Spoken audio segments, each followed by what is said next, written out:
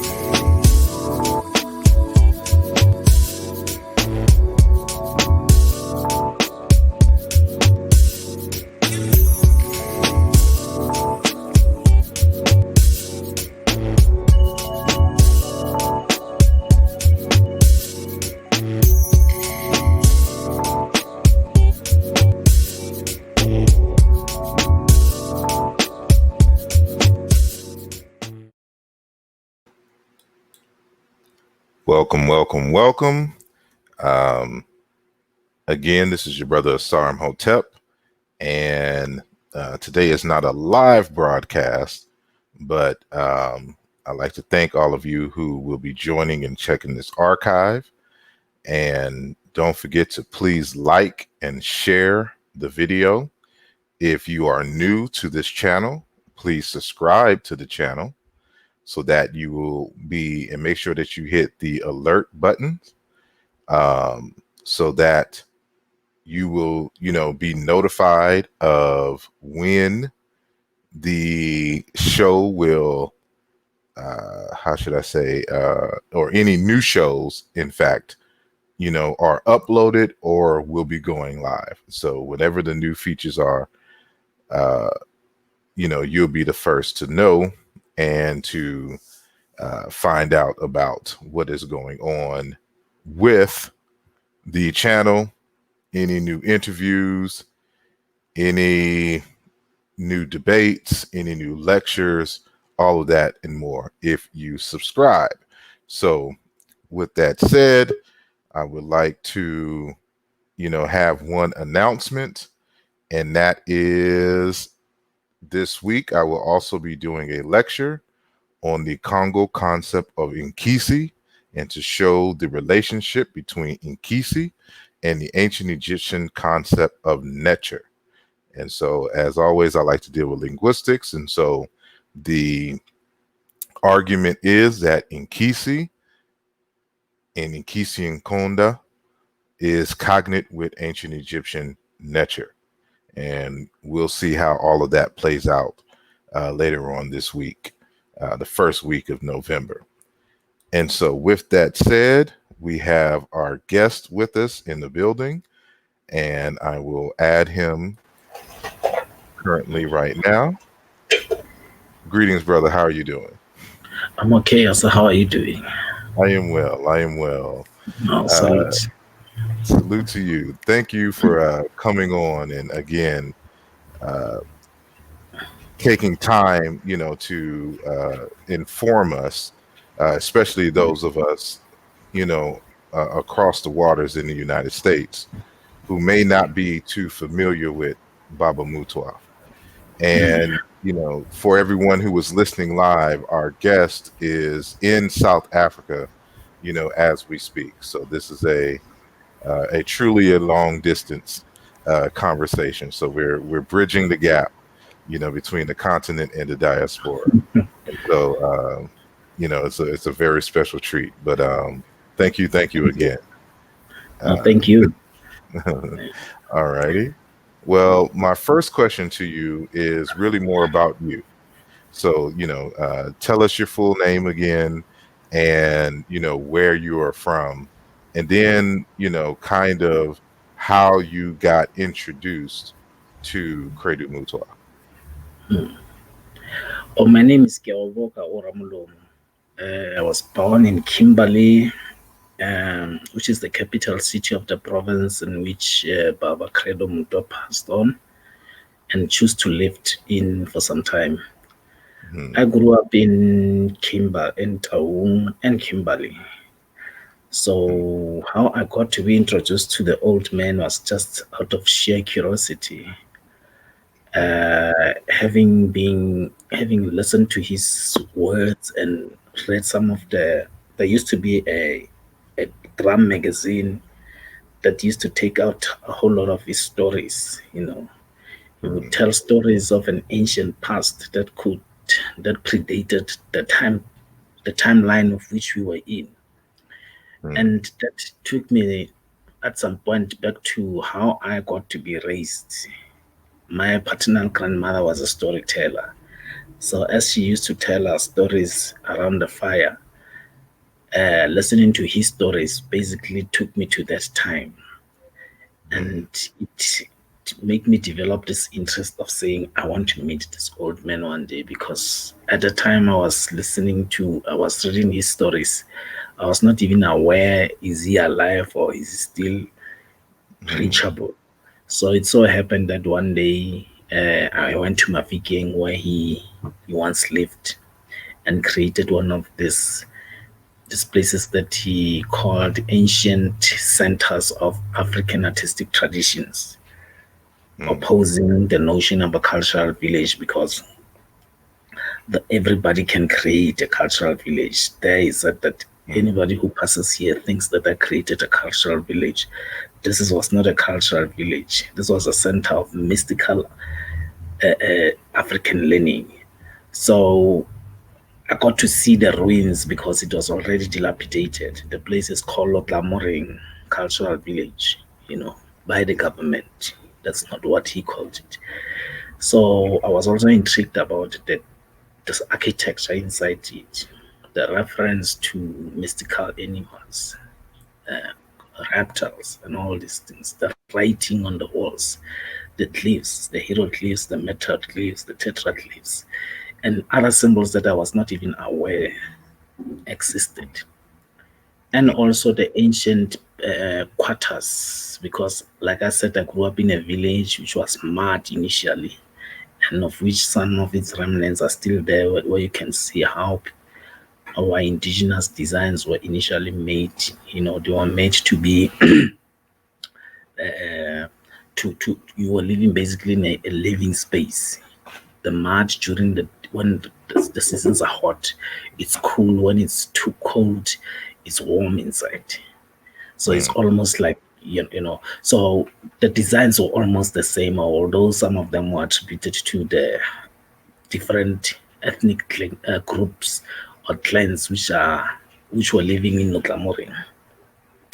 So the curiosity grew. At some point, I just forgot that I would one day meet the old man, because it was around the 90s. I think it was 1999. All my attempts to meet him failed. But by the time I met him, I was already back into Kimberley. We met at an event that he was going to be one of the facilitators, as I was, called the Poetry Revival by the Department of Arts and Culture. That was my first meeting. It was 2007. Yeah, my life never became the same since just having one first conversation with him, because the first conversation with him, we talked about, I was expected to go and meet him as a person that we'd be co-hosting together.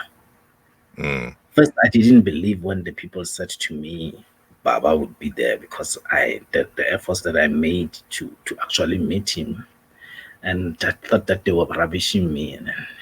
But I went anyway to go and meet him at a guest house, Didintless Guest House in Naledi. And when I sat there and began to to just greet and talked about a program tomorrow that we were expecting to facilitate, because by the time I was doing a lot of poetry, writing a lot of poetry, and he just blew me when he talked about the burial system of the Bandus, especially the South. Yes. I didn't sleep the night before. The night before the event, I didn't sleep because he just opened a different paradigm altogether. Papa's talking about burial sites. The burial way that I know is the normal one, where the person is taken into a coffin, and which can also be attributed to the ancient burial system of ancient Egypt through the sarcophagus and all. But now he was telling me that the people, the Mapumbubwe burial system. Mapumbubwe, by the way, is a civilization that is found in the Limpopo Valley, which people call the Limpopo River Valley, where the rhino and the skull cap, as well as the scepter, was found of gold. Almost the same thing that they still kind of find in ancient Kemet. So there in the Mapumbubwe, the totemic symbol is the jackal. Now, understanding Anubis, the jackal, and the burial system, the whole embalmment, mummification, and burial system, you could also link it with Mapumbubwe. Mapumbubwe means dipokoje. We in the Setswana culture would call it dipokoje. So the whole introduction of the Mapumbubwe burial system, the Batswana's role, the Batswana, which the oldest African clan in the south, not the Zulus, by the way. It made me realize that this is, for me, the first time I hear African history from an African man, of which there is no source of. I didn't know of any text of any book that talked about Mapumbubwe, other than it was discovered in some 1920s by what people called treasure hunters then. So that introduction made me have the event with him, and thereafter there was a lot of engagement in the event, and I kept on going to his house in Mahojani time and time again, and a lot of things happened there. That's how we get to really know each other. And I decided that for me, Credo was a subject that needed a lot of attention, especially for me, because of that is something that I always long for and yearn for, and a system and a history that is unadulteratedly ours, backdating the narrative of the first Dutch people to come in the South, the colonizers, the enslavers, apartheid, which was the latest, and the cultural globalization that is happening currently, or cultural imperialism that is happening currently. For me, he represented that. Yes, that yearning, that this old man is saying these things, then this must be the person that I need to ask questions about. So that's how we met us, me and the old man, and along with the most beautiful, the Mama Mutwa, Mama Virginia, because by the time we were meeting, she already has published her own book called A Woman of Four Paths.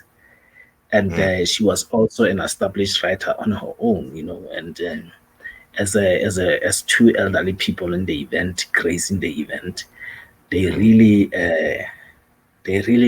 took us into a journey, Yes. Indeed. And I want to thank Brother Naledi for hooking up this meeting, who I know from Facebook. So one of my contacts Yes. in South Africa, and I forget how to pronounce her name too, Sister Dejing. Want to shout her out as well, and I know I'm mispronouncing it. It's a special way she pronounces it. But, she says that she knows you from way back. yeah, way back. So it's good. I'm trying to schedule my first trip out there to South Africa. And, we'll see. Oh, it looks like your screen is frozen. And I'll just wait for you to come back in. Looks like, yeah, his screen is frozen. So let me remove him real quick. We've been having a little bit of technical difficulties. And so, please bear with us as we kind of iron these things out. So hopefully he will log back off and then log back in. And now we'll just bring him in. So while he is getting his camera and things together, I will mention for those of you who are on the Patreon page that one of the latest lectures is up there so that you can see the Chiena Into Religious Foundation. We're going to be dealing with the god Kalunga, that is known by many names among Bantu speaking people, and Ma'at of ancient Egypt. And so I created this diagram that you see in the center, of course, based on the Kikongo speakers, concept of Jikinga, the cosmogram. And so, I have been developing this, the articulation of a system of thought that exists on the continent, which I call Kimoyo, after the Bakongo people, and more specifically, the late Dr. Fukiao, or Kimbwadinde Keaboka Fukiao. And so, it's a 2-part lecture. So there's part 1 and part 2 up for the Patreon members. And you can see that when you log in. So make sure that you check that out. And for those of you who are not a Patreon member, I would encourage each and every one of you to go to my Patreon page and /asarimhotep, and you will get exclusive. That means only y'all get to see, certain lectures and certain interviews you will get early access to, and other interviews will be exclusively, for you. So, we got some things planned for the end of the year, but especially in 2021, some big things are going to happen, as well as this is, where you'll be getting some updates as I'm developing through the months and a few years on the film Chiena Into. And so this is what the foundations are all about, the Chiena Into Religious Foundation series. So the first in the series is dealing with Kalunga and Ma'at, and the second in the series is going to be dealing with Nkisi and Netcher. And so we're building a case here for the relationship between Central Africa and in ancient Kemet. And we'll be dealing with all these kinds of concepts. And so, our guests mentioned some relations, some possible relations between ancient Egypt and South Africa. And I would love to get more into that, when he returns. And so, don't know what is going on with the connection as of right now, but hopefully he will be back. And so, we'll just wait for that. And so this had happened earlier, and I want to make sure that he is straight. And so, we had to schedule this yesterday, but there was a thunderstorm that hit a heavy storm that hit hard and kind of messed with the internet connections in South Africa. So this is a reminder that our guest is in South Africa, and we are, so there may be some difficulties with that, but it seems that our guest is back. So I am going to bring him in. Peace and blessing. Yes. Peace and blessing. Alrighty. Thank you. Thank you. I was just conversating, giving some new info while we wait for your return. So thank you for coming back. So thank you for having me back. no problem. No problem. So, been trying for a number of years to meet up with him, and you finally get a chance at a spoken word or a poetry event. And so how did you get into, you mentioned, a family member of yours, doing or having storytelling times, Yes. saying with Yeah. you, like, that's kind of, for us in the diaspora, we don't have those types of gatherings. And so, what is it like, to hear these stories or whatnot, and what have you learned about, just your people by listening to these elders pass on these stories? Yo, yeah.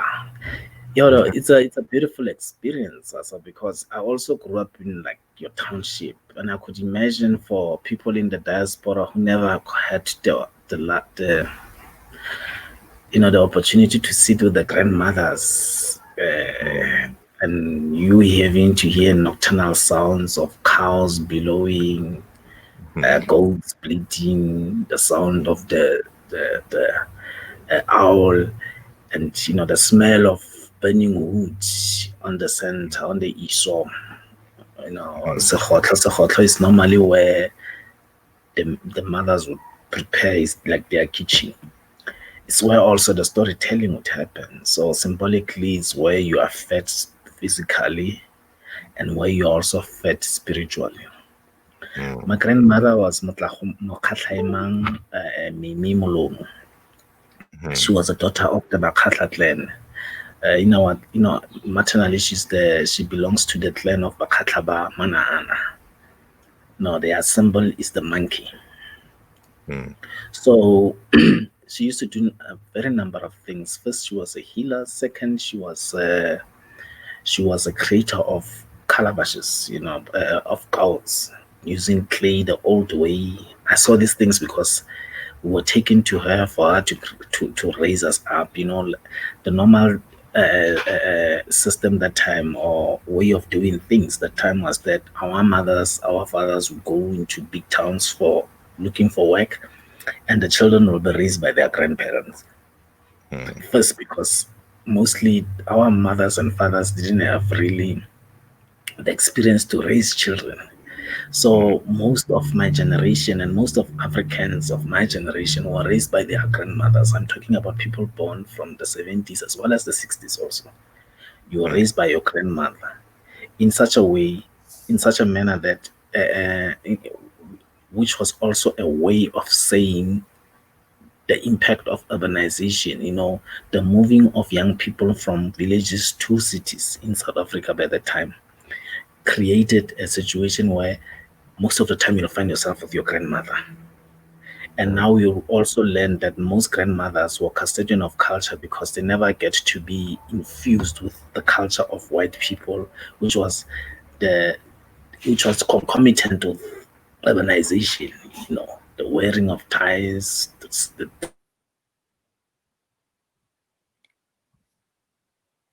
Oh, it looks like we lost him again.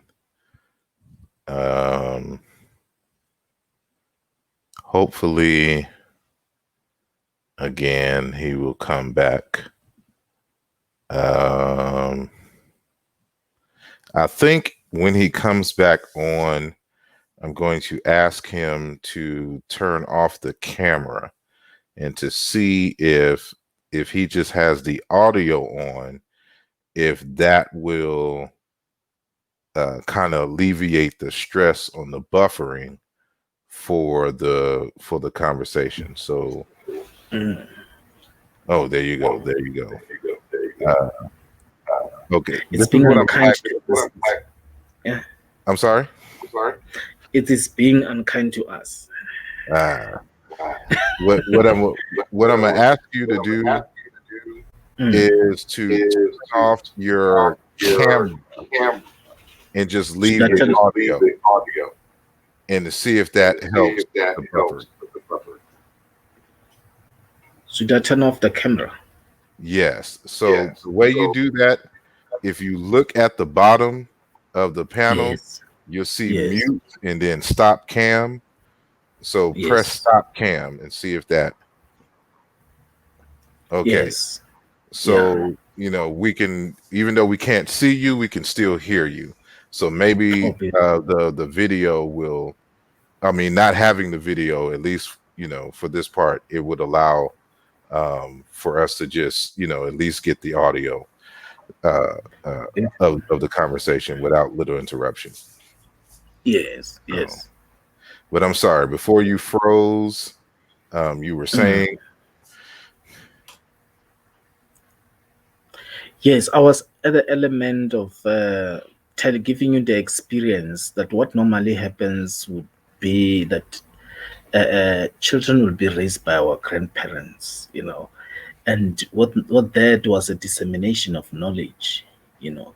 Now the Taung scenery, which I told you about, of me experiencing my grandmother telling me stories of yore, and telling me stories about animals, their relationship with people, their symbolism also, and up to date.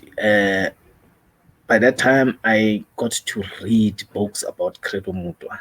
I saw the similarities. The difference was that now this person is publishing the stories, and maybe the only difference is that this one is saying the same stories in English. You know, how proficient was Credo with the English language. But in terms of content, I could see that this is the same thing. And as a person who's interested in stories, I like the stories. I like to follow the stories of this past where the villain was not the white man.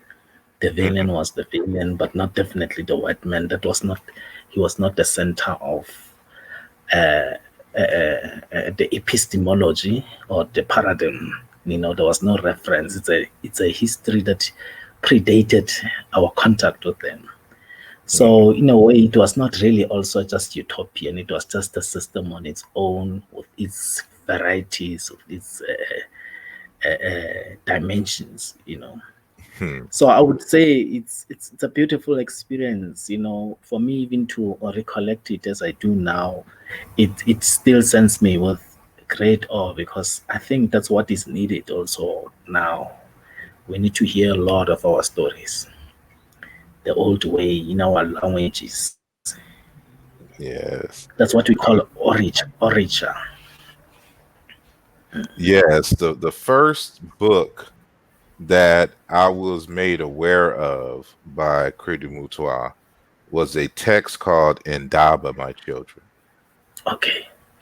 And, I think that was released initially in 1964 or 63, something to that nature. Yes. And, it's a collection of stories from not only in South Africa, because he traveled, to places in the Great Lakes area, to, Yes. the Congo and Cameroon. And in each one of these centers, he was collecting stories, and he would bring some of those, and some of those would end up being in Endava, My Children. And Yeah.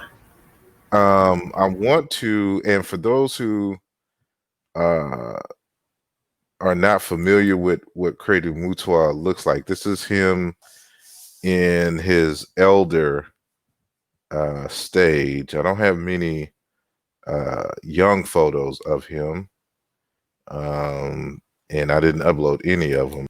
But he was born in 1921, and of course he died earlier in the year in 2020. And he left a variety of literature, for us to digest and to internalize. And uh, it is. I want to get into the whole initiatic process by Credo Mutwa, or from the elders, in his village when our good brother returns. And so, again, I apologize for the difficulties in the connections that we're having here.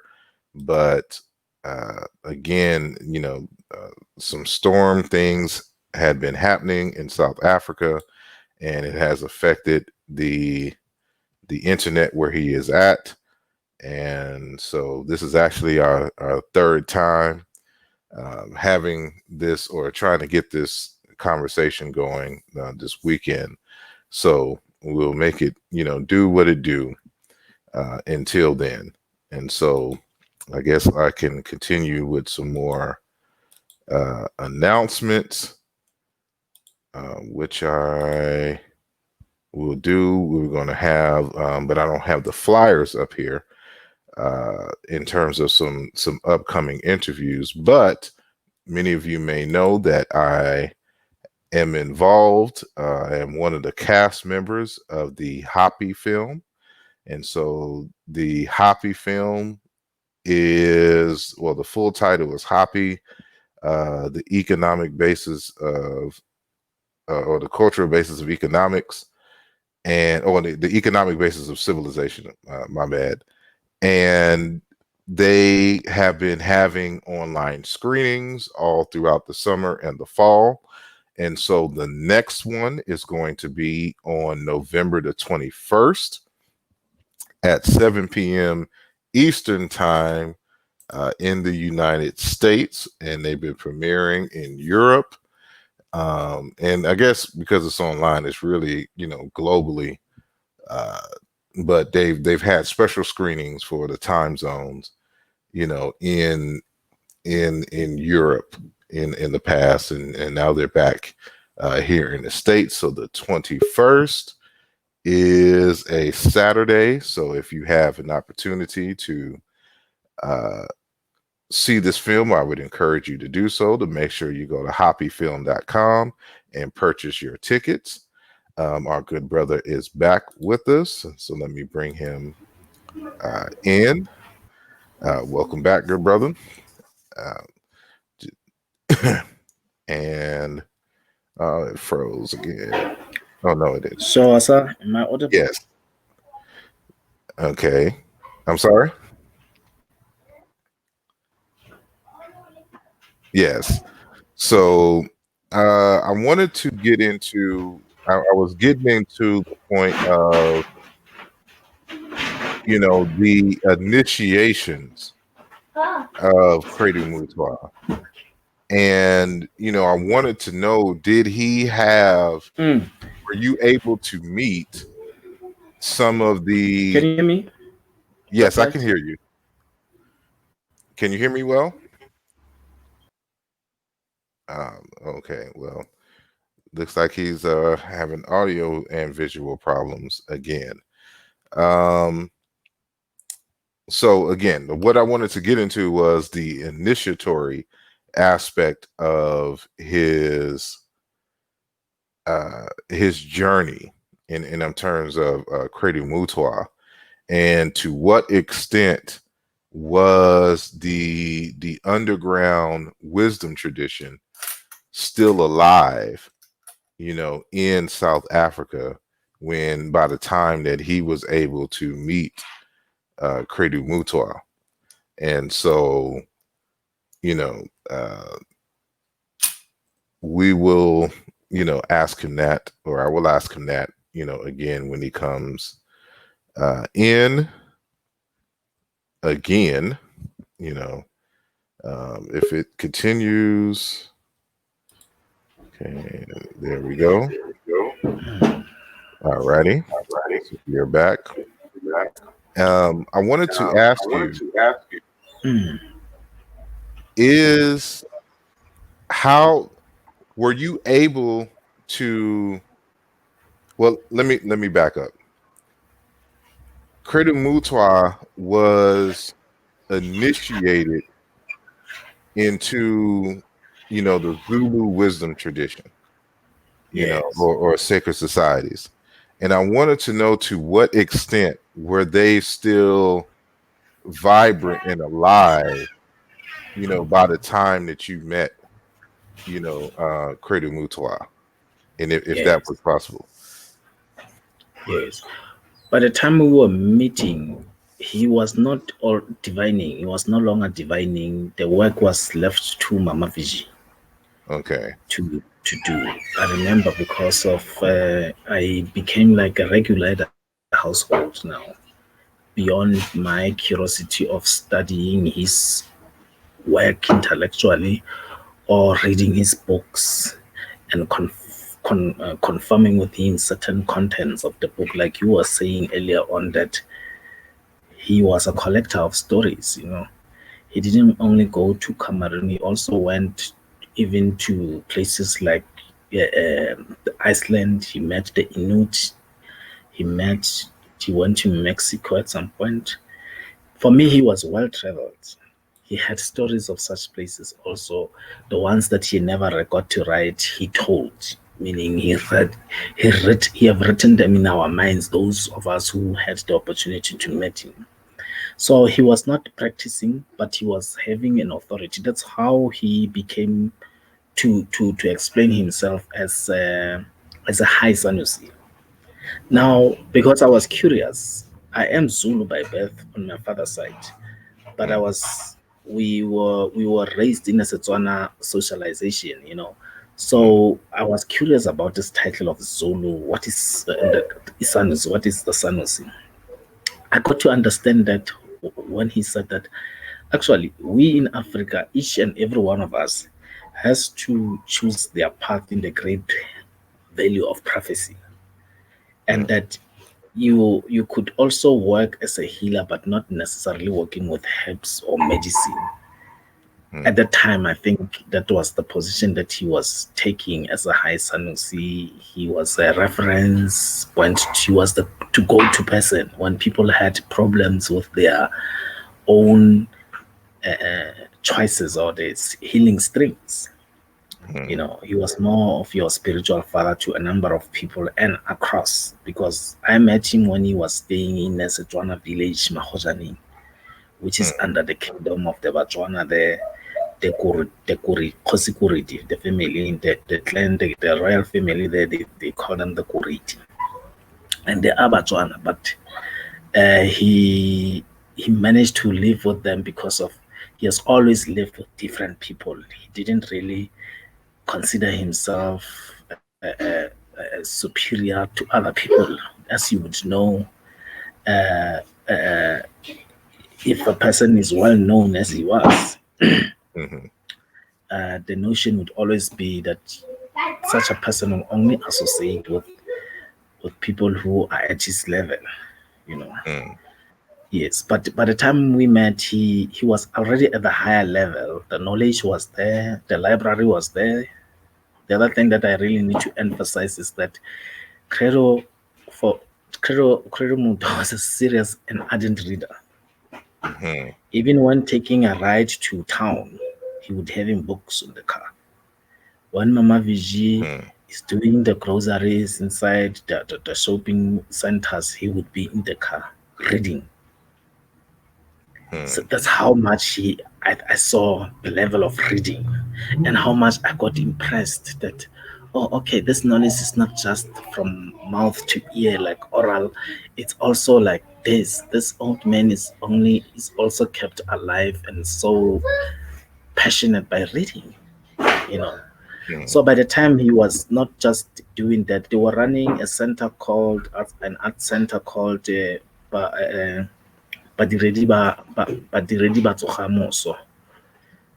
This they were doing together at the house. and they were running the hospice, planting these indigenous medicinal plants, like this famous one that came out during the corona called umhlwana. The president of Madagascar was using it as a corona buster, but he was they were already planting such medicines and also selling seeds. I was also interested in. I used to go just there to buy seeds because there are certain plants that only grow in Kuruman that we don't get the site until we go and come and replant them. So yes, he was initiated, and my understanding is that he was not initiated only by the Zulus, because of the story that he once shared with me, that he once found himself amongst a tribe, I think it was in Zambia, where he was compelled to consume a human hand and be circumcised before the knowledge that he seek was shared with him, because that was a rite of passage. Yeah. And so I would say the system of of of of of of, of training of Busangoma, and the way he came to be known as Isanusi was not limited only to South Africa. Yeah. Yes. No, I'm sorry. Go ahead. I'm sorry. Yes. No, I was just saying, because Yeah. in the other systems which are similar, by the way, because much as we talk about Credo Mutwa, the High Sanusi, we also had the same titles in our Setswana culture, of which I belong and could articulate much more on. To say that the same knowledge, you would find that you have hierarchies, you actually even have titles for certain actualizations within the same system. When you read the book of Junior Sheba, you get to recognize why Okonko in particular had to be the first person really to get jittery or to react, to the call of time, because all his teachings, all his upbringing has led to this point in time where he first met with the white people. So this kind of teachings, this kind of ascension into the Setswana culture, you'd say Credo Mutwa was a Komankana, which is in the healing system or Bongaka system, where it's the highest level of the knowledge. But they will also tell you, even in that system, that Bongaka Habohele, meaning you never got to be a great master. You always have to continue learning. The more you think you know, the more you realize that actually you know not. You need to know more. So, but you become reliable because the Basotho, the Batswana, the Bapedi, as the oldest Africans in the south who found the Basarwa, which which is really Mamutwa and Mutwa's clan, the Batwa. You know that the Mutwa surname comes from the ones who come from the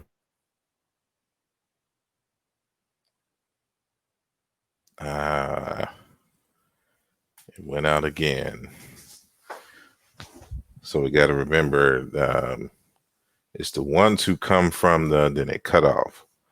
So when he comes back, and this is some very good information that he is giving us, and it kind of reaffirms some things.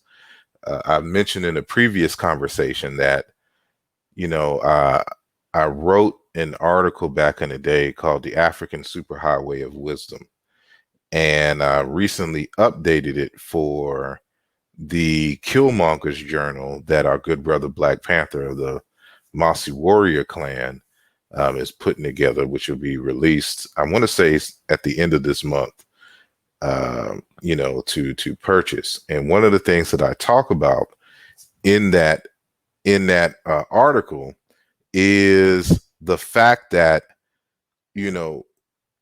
people who get initiated in Africa normally don't get initiated simply in their one system. There's their core system, their home system, the system of their family and culture. That is, what they're going to be, learning the most from usually. but they also get initiated in other places, in and around their space within 100 or so miles, but also thousands of miles away.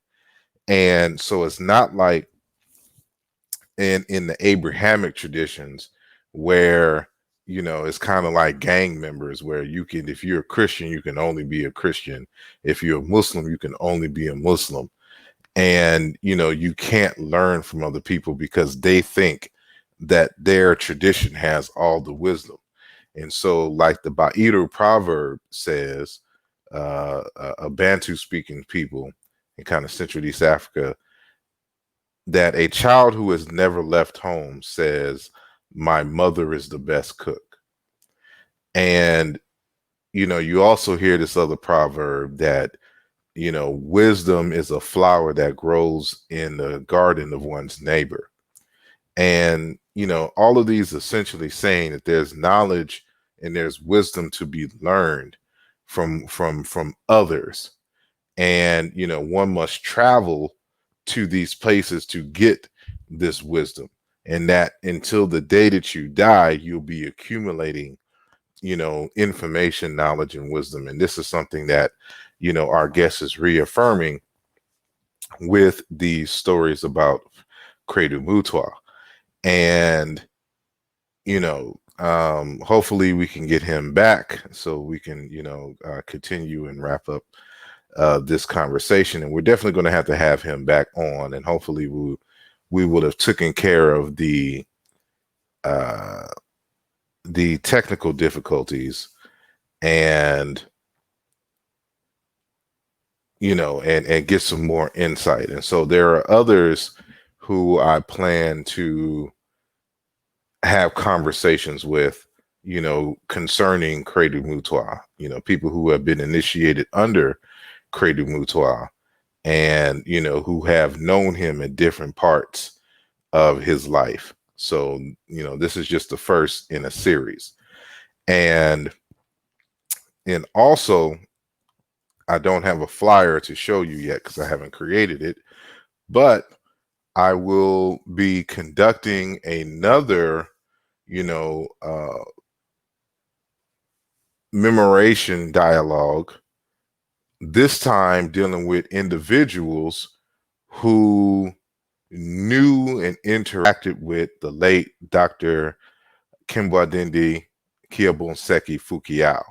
So, we'll be going back up now into the Congo tradition, Democratic Republic of Congo, Angola, and, dealing with Cuba, and of course in Brazil, the wisdom traditions that have, originated in this part of Africa, but have spread out as a result of the transatlantic slave holocaust. So that is going to be a very dynamic show, and it's going to be held on November the 29th, which is a Sunday. And, that day is special because that is the day that, Dr. Fukiao had passed away. So we'll be having the conversation about his life on the 29th of November. And our guest is back. Welcome back. I think Yes. when you left, you were saying something about the people from up north, and then it just went blank after that. So if you kind of remember what you were saying there. Yeah. I really love to apologize for my system this side. It's breaking the flow. Yeah, And also appreciate your patience, Asa, no with problem. this. Yes. I Yes. understand. I was saying the beauty of the initiation of Mutwa as a high Sanusi is that he came to be the most sharing person that I've came to know Mm, about the knowledges that he learned. And he also carried the burden of being the custodian of those knowledges. So by the time we were meeting, he was no longer like really initiating people into healing systems of mm, the the Bongoma way, which is, as a Zulu, there is Sangoma, and there is the Sanusi, which is the highest level of the Sangoma way, and all these things. He himself would explain what is being a Sangoma, but in other systems they don't talk about the Sangoma. The Xhosa system, they talk about the Sangoma as the beginning processes of Ubugqirha. The Bugqirha is the what you call Bongaka in Sesotho, Setswana, and Sepedi. And mm, when you look into the Botswana system of Bongaka, you'd find that under the same category of Bongaka, you find 12 categories of different healing systems. mm, Just an example, others would tell you this is a Ngaka Echocha, this is the healer that has no symbolism in him. Doesn't wear bangles, he doesn't wear bracelet, he doesn't wear crowns, he doesn't wear anything, but he's a healer. Doesn't even keep hair, you know. As you would know, this thing of hair or relationship with baldness, the pharaonic laws, these ones would not even have any presentation of that. But he would be a master in his practice. Another example would be what you find another healer being a ngaka, because I try to run away from traditional healer, traditional doctor, traditional witch doctor. I try to run as far much as I can with such terms because of mhm, they being problematic. That's why I like the terminology or the definition that is used by Ubaba when he says he's a high Sanusi or he's a Sanusi, mhm, because that says to you that we have our own systems, we have our own graduation systems, and we have our own titulages. That's how tutelages. That's why I was using a reference of Okongwa and the system that created this personality of his coming of age, you know, and what happens to us when we are no longer following such things. So Baba represented answers for me when he came, because he was not just well known and well versed in the Zulu system. He was also so much versed in the Setswana system that I find that he knew much more of the Botswana people than I know of, the Basotho people that I know, such mhm, that when you were in his house, you could get guests from across all life. You got Rastafarians, you got people from royal families, you've got people just looking for themselves. mm, So that was the beauty of his for me, the expression of the Sanusi side of him, because this Isanusi, when you read Aikwe Amma talks about the rememberer and the utterer. mm, So for me, coming from memory, Credo was taking us to a time of memory where an African was a real African, where an African was a reference unto himself, you mm, know, and for him to be the person who was a custodian of these stories, of these knowledges, and of these artifacts that he used to even show and share with us. It was very important by the time we met, because it was so many dimensions that when you are with him, you were you were in the presence of limitless time frame, really. mm. Yes, but by the time I met with him, Mamuto was the one who was doing a lot of work, because she also is a graduate of the old man. And Mm, Mema Mutwa herself is on her own right. She's a healer, but because she's also a Masarwa, uh, she has her own system. The Basarwa system is unadulterated, as opposed to that of the Zulu system. But with Credo was the system. He's a great grandchildren of the Batwa, which are the Basara, but he was a Zulu paternally. mhm, The old woman is a Motswana and a Mosaro. Like I said, mm, that the Botswana came as the oldest Bantu to the south, older than all most of these other groupings, and the knowledge can be backdated even up until ancient Kemet. mm, I am saying this because once we had a conversation, he said something like that a Motswana in South Africa speaks the most ancient African, the ancient Egyptian language. That's what Mm, intrigued me and most people like Naledi Amatsieng, you remember. Uh, Maybe he shared that with you at some point.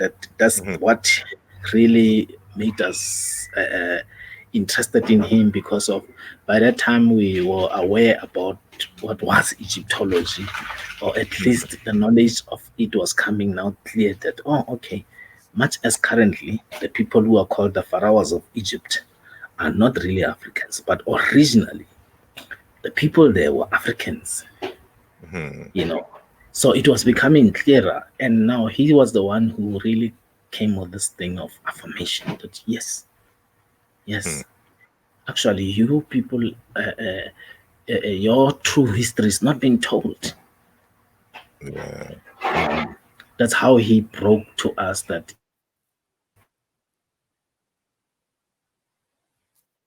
even our equate people with civilizations. That's how it came for me. For me, it was like a mind blower at the time he just said that sentence.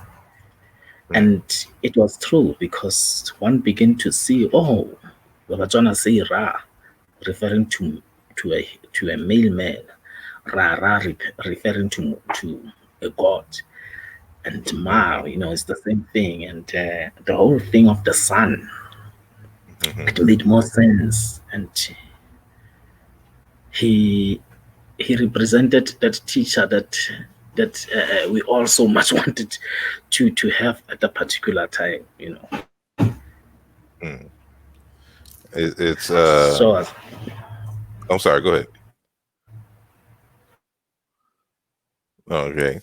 Uh the looks like you broke up again.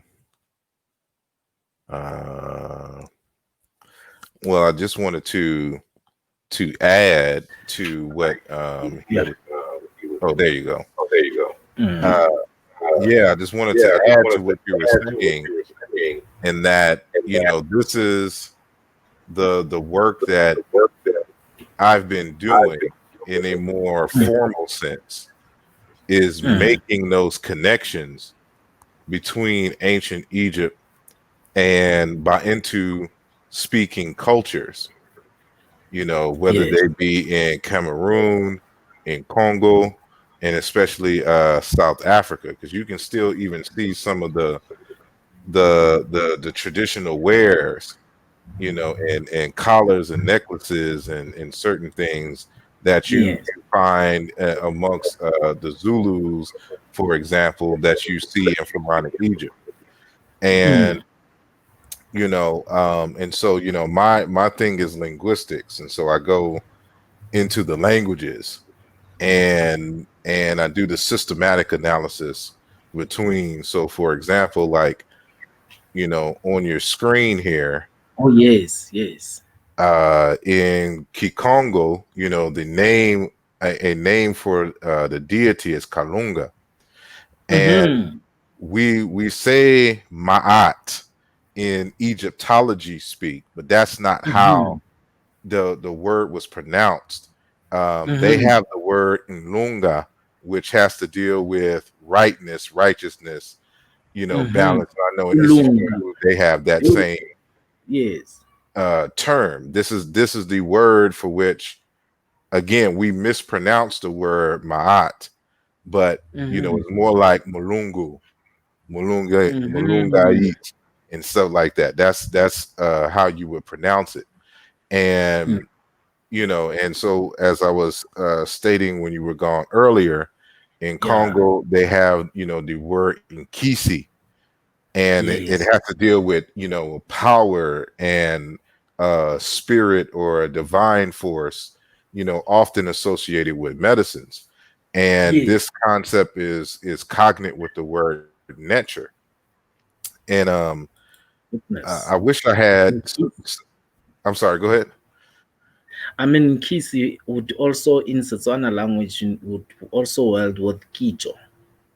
Okay. Nkisi would also, because of the interpretation that you just explained there. Mhm. Noah from Kijo, It says meaning Kijo. knowledge, you know. So that's Uh, why we have Muitsanape, the one, the iti, the root iti or Kijo comes from Kisi. I find similarities there, and I must also add that I've seen a number of your videos where mhm, you systematically write them on top of the pages mhm. on the screen and explain. It's for me that's revolutionary. It's so beautiful that I think that's what needs to be encouraged. If we talk about decolonizing the curriculum, that's exactly what we are talking about. Yes. Because what what what what stands in front of you now when you have proof of similarities, Hmm. of connections from imagination to whether you lose Baluba or any other group that you might choose. Like I know that because that's what Naledi Yamatsiang is doing now, Hmm. and is doing this with a number of local languages here in the south, you know, and Yeah. even right across the continent. And I think uh, you inspired him quite a great deal on that. And yeah, and I like that because what it also mean is that it's not sanctioned by universities. It's you yourself being as having chosen just this interest, isn't it? Yes. Yes. And it all started with I don't know if you're familiar with Dr. Kimbwadinde Mm. Keaboka Molomo out of the Congo. He passed away in 2013 on November the Yes. 29th. Mm. But when I was reading his text, he has a Mm. text in English called African Cosmology of the Bantu Congo.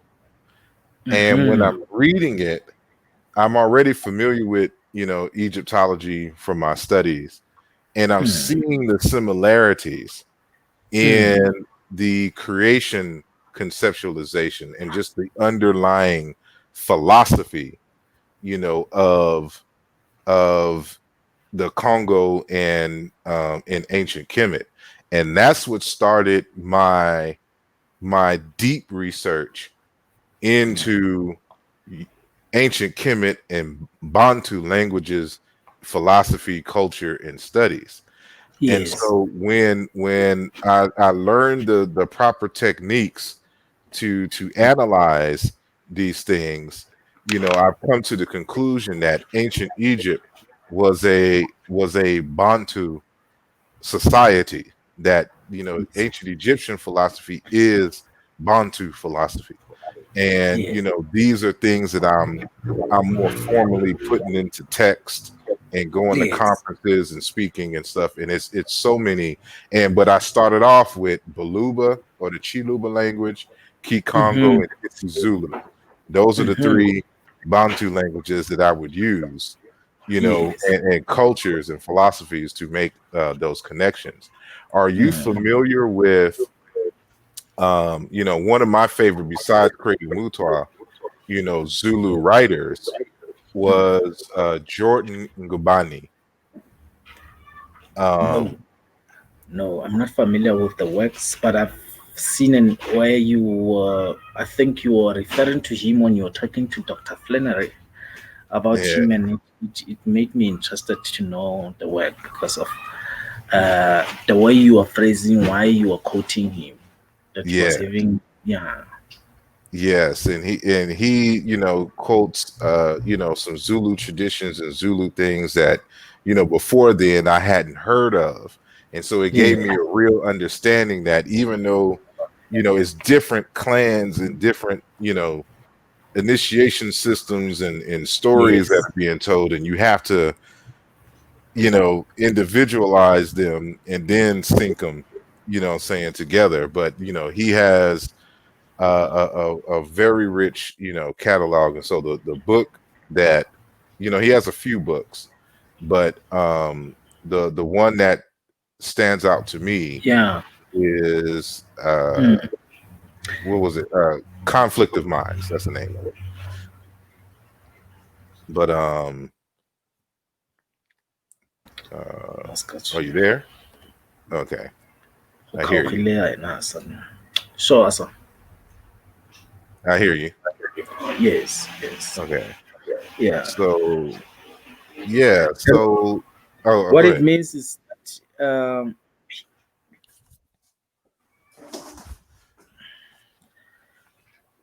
I'm on, sir. Yes, yes. You go. You said what it means is. Hmm. Can you hear me? I can hear you. Maybe uh, Hmm. Children. I can hear you if you can hear me. Sir, can you hear me? Yes, I can hear you. Uh, yes, I hear you. I'm typing in the back chat, and so if you see it, oh, I spelled here wrong. Um, and so maybe he's going to come back uh, again. Again, I apologize, everyone, for the technical difficulties.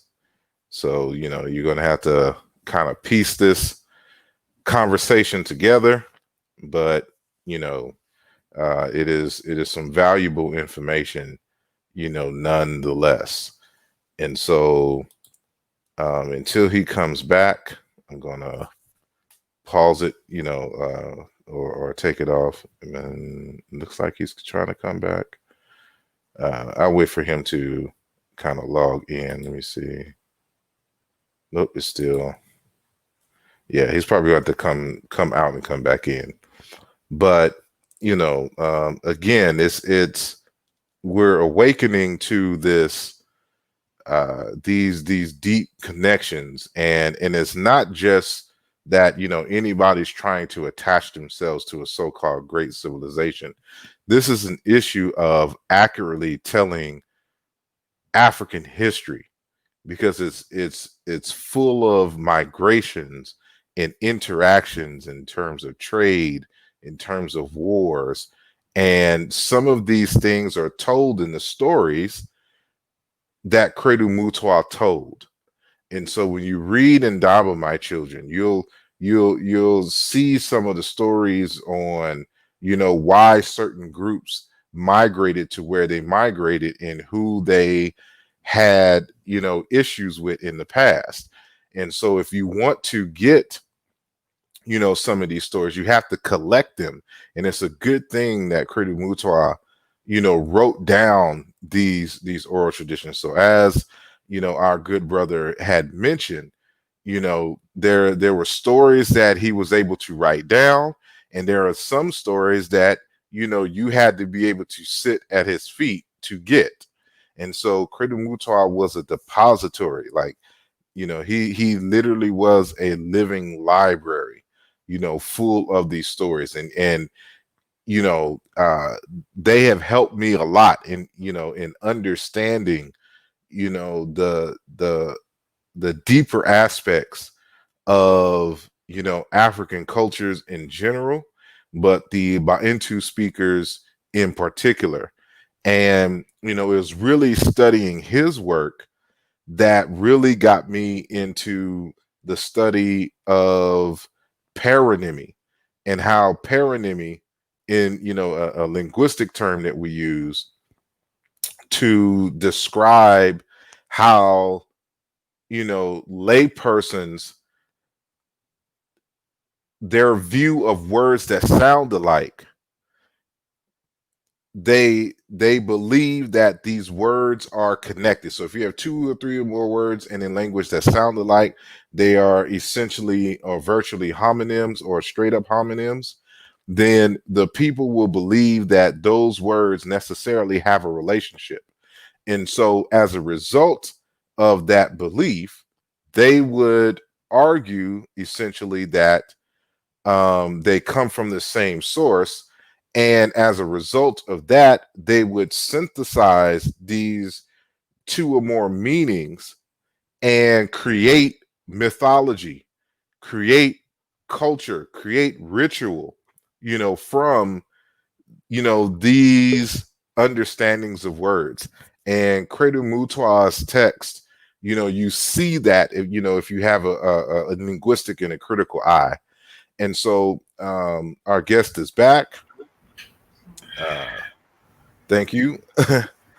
And I was just telling them about how the stories in the in Credo Mutwa's work, some of them informs us of how certain people got along or didn't get along in the past, and how that you know uh, forced, like, their interactions, their relationships, forced migrations, and that certain people, weren't originally from a certain area, and or why they were, in the wars with someone else, or how certain instruments became, used in certain ceremonies and the like. And it's just a whole treasure trove of experiences in African deep thought that I encourage our listeners to pick up those texts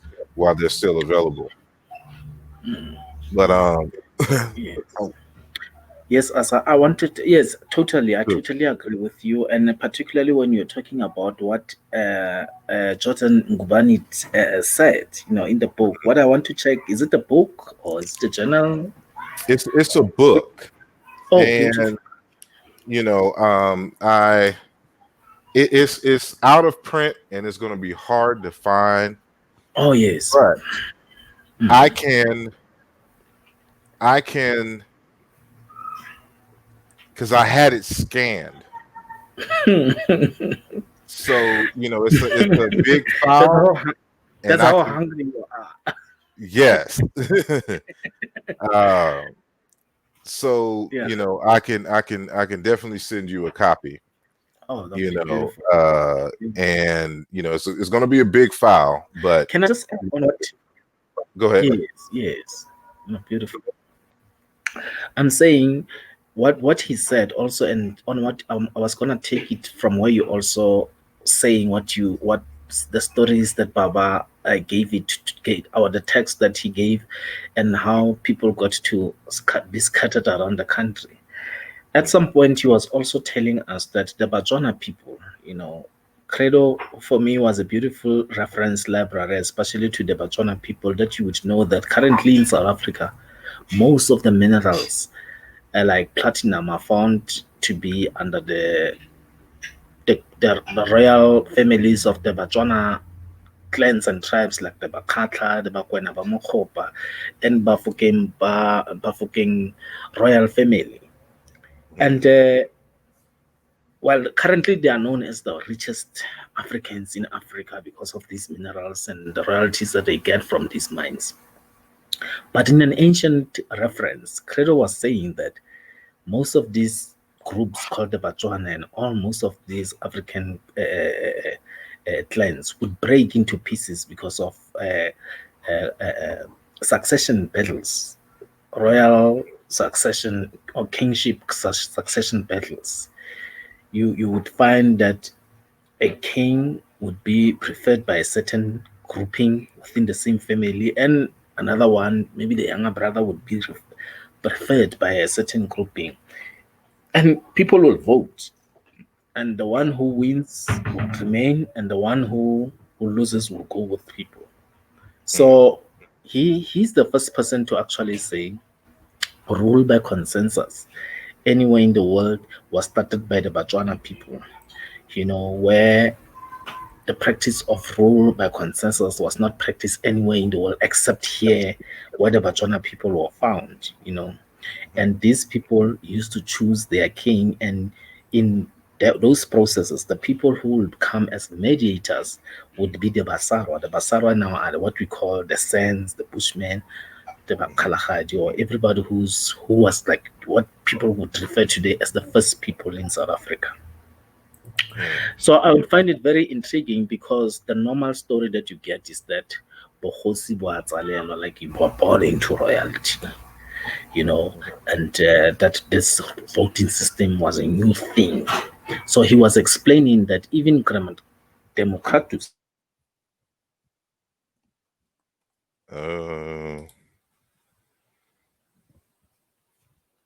Can you see me? Yeah, I can see you now. Can you see me? Yes, I can. Can you hear me? Can you hear me? It is happening again. Yeah, so when his screen freezes, can you hear me? Testing, testing.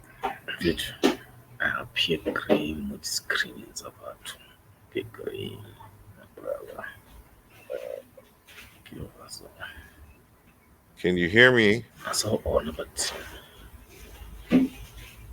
Can't reach your mic.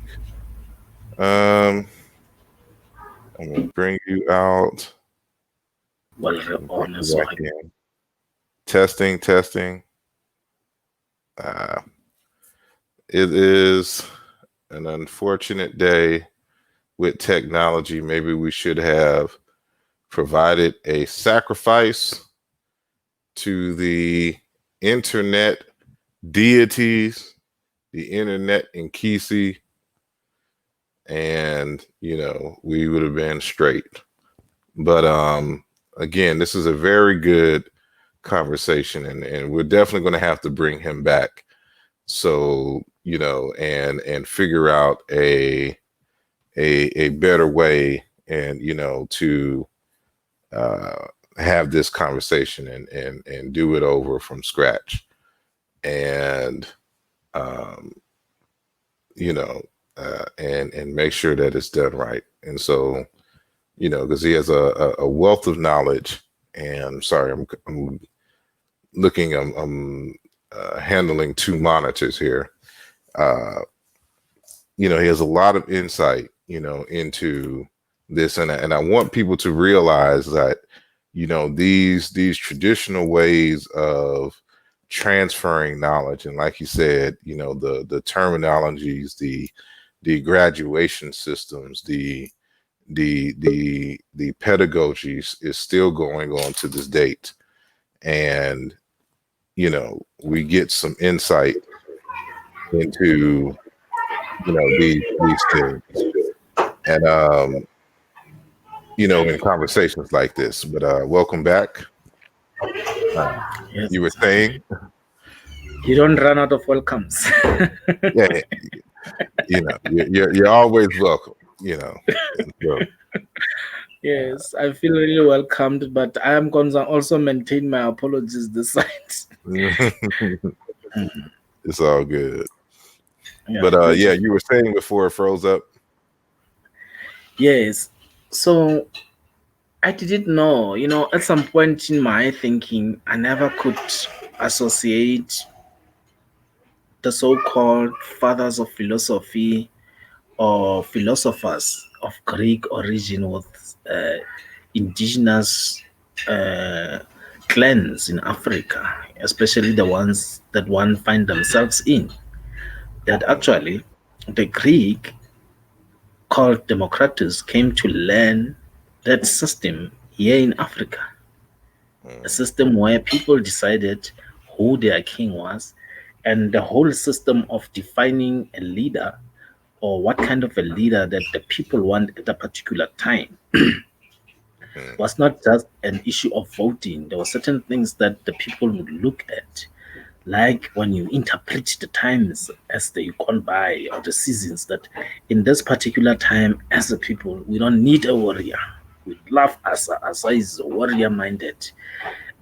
He's a man of spear, but we'd love to have a man of ink, for instance, the man who writes, the man who reasons, So it was always those things. And now the system, that the fact that Democrats came to Africa to come and learn that system, for me was an eye opener when he was referring to these people that I'm talking about, the Botswana people of the South, and which he finally came to settle amongst, here in Mahojane, that they had that system.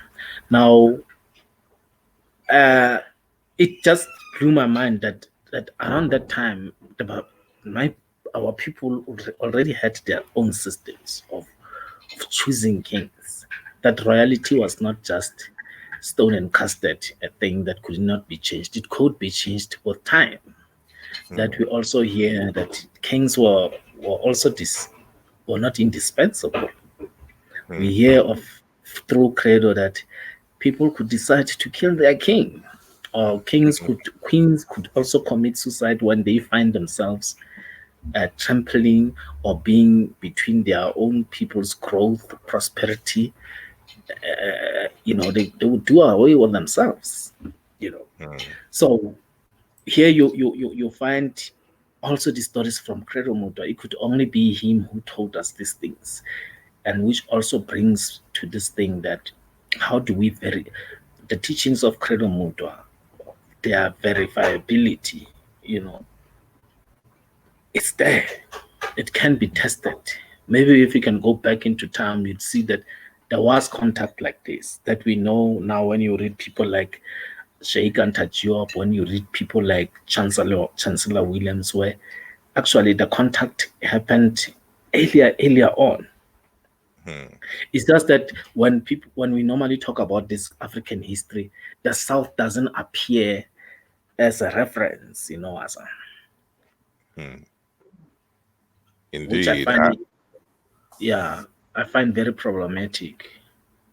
There is in my book, Aluja Volume 2, I cite a study that shows that certain material um, was being traded in the Middle East, Mm. but they got it in I'm sorry, and this is in Pharaonic times, but they got it from Mozambique, and it shows the Mm. the relationship, up and down the East Coast, saying of Africa in those ancient times and those trading times. Okay. And so it kind of forces you to, to think about what was going on here. And I think even in Credo Mutwa's work, he was talking about the stories of, like when the Phoenicians came, to South Africa. And I want to say, interactions Mm. with the Indians, in pre-colonial times, you know, um, and there's evidence for that. There's other anthropologists and archaeologists who have been able to dig up artifacts and things in Madagascar and Mozambique, for example.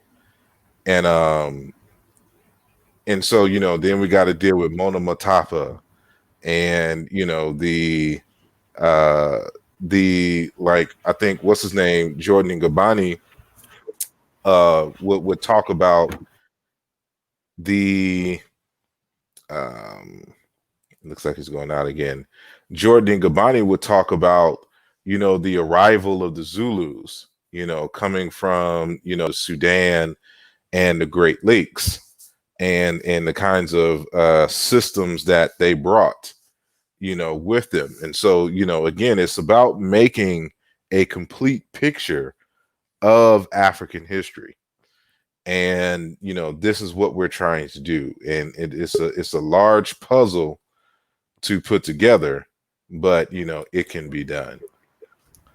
And so lastly, I want to ask you, and we're definitely going to have to do this again, and continue this conversation.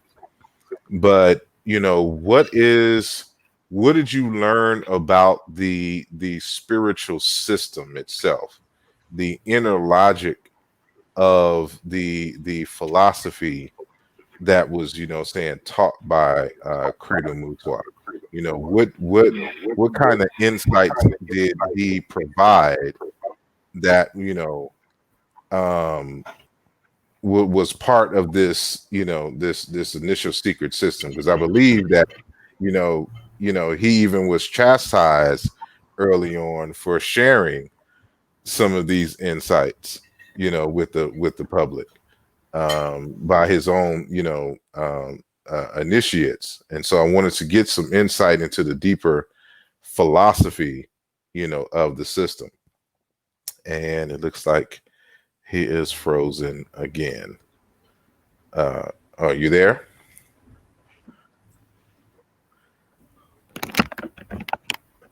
Are you there? Can you hear me? Testing, testing. Yeah, every time it freezes, he can't hear me any longer. Let me do this. Bring him back. Can you hear me? Testing, testing. Can you hear me? I don't even think he could see me.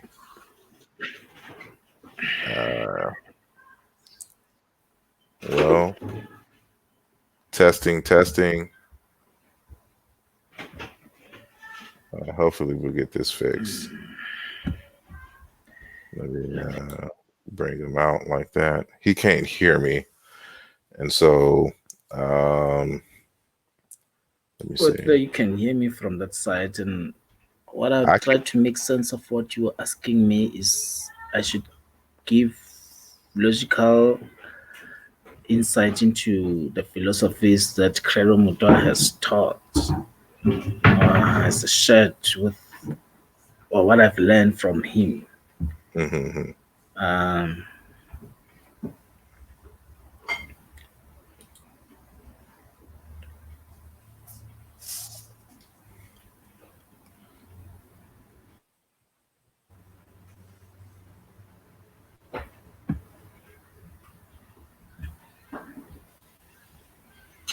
I'm here if you're listening.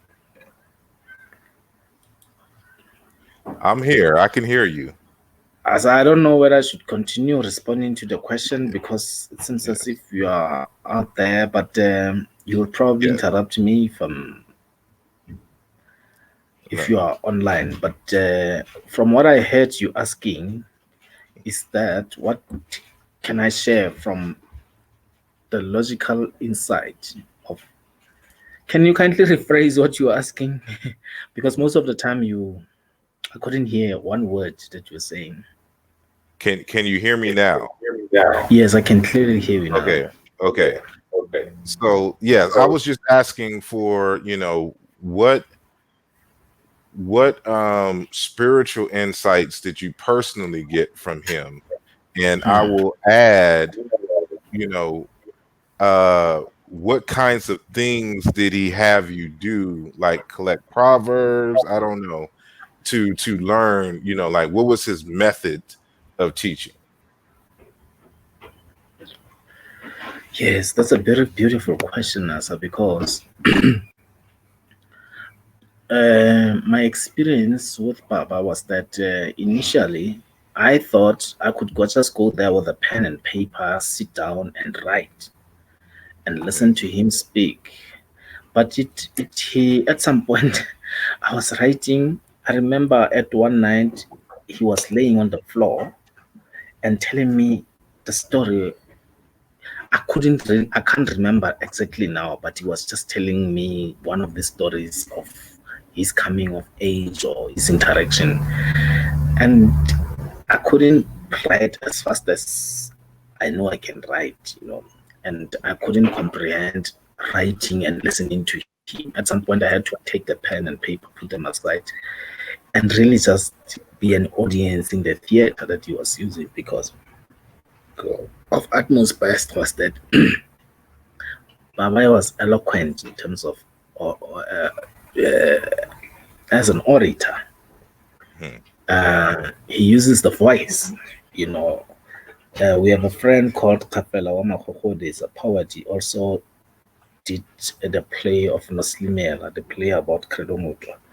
So amongst our discussions, when we talk about Baba, we would also talk about the importance of the written and the spoken word. So his methodology was really a voice, theatrical usage of voice as a storyteller, which is something that I appreciate from a very young age, and use the usage of voice modulation. Like when you listen to him when he speaks, you can't help but to shut up and listen. You Mm, know, uh, although sometimes I do think that he does that deliberately, like when he mhm, said that, listen to me, Bantwana bam, because what I'm about to say to you, I'll never say again. Listen carefully. So you are bound really to shut up, because why are you here? Why are you here to listen when you're not going to listen to the grandmaster? So he mhm, would begin his stories, like long, long time ago. Just that mhm, get mesmerized, and the story will go on that, you Africans, you are not as your story is not told. The people who oppresses you wants you to remain ignorant of your past, because had you known who you really, really are, you are not going to be as crestfallen as you are, as downtrodden as you are, you know. So the method of Mutwa was, I think, he uses art. He uses the art of storytelling to convey the stories that he got, And I can even dare say that as a custodian of these stories, he did a great job. I was sharing with Naledi. Naledi was actually sharing with, with me the story of Aikwe Ama when he talks about the book, his novel called Kemet, the whole mhm, narrative of the sharers of the knowledge and the keepers of the knowledge, you know, that in the ancient past, I is contrasting the story in an ancient past and the modern context, where the sharers and the keepers fight each other. And one of the sharers is ultimately killed for sharing the stories of the ancient past.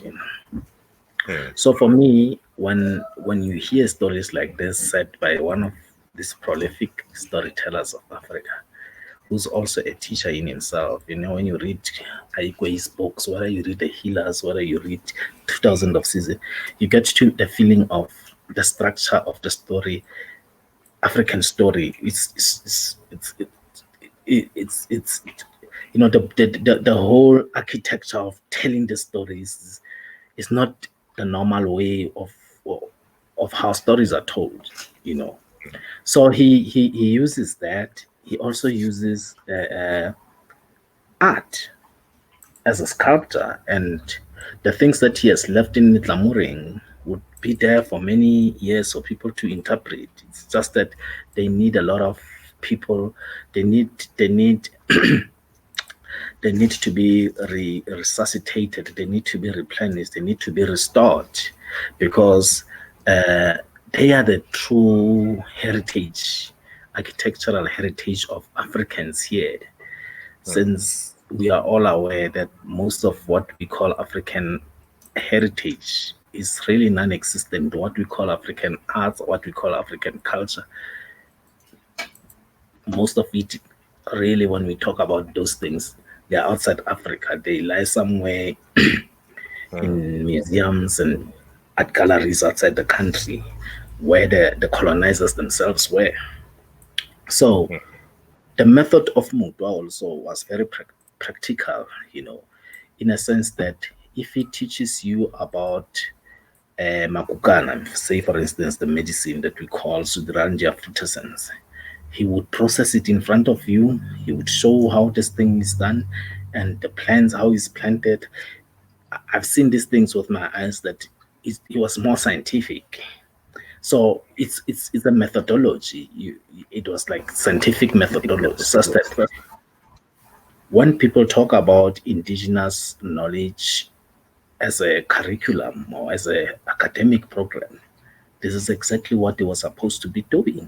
You know, mhm, you can't have an already a living reference being overlooked by institutions by the country and the so-called leaders of African countries, and only wait for a man's death to come and make proclamations and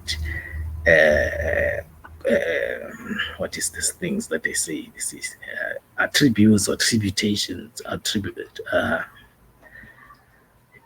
pay homage to him. But when he was alive, he was basically telling people that no, with AIDS, this is what you can do. AIDS is man-made, but this is what you can do physically.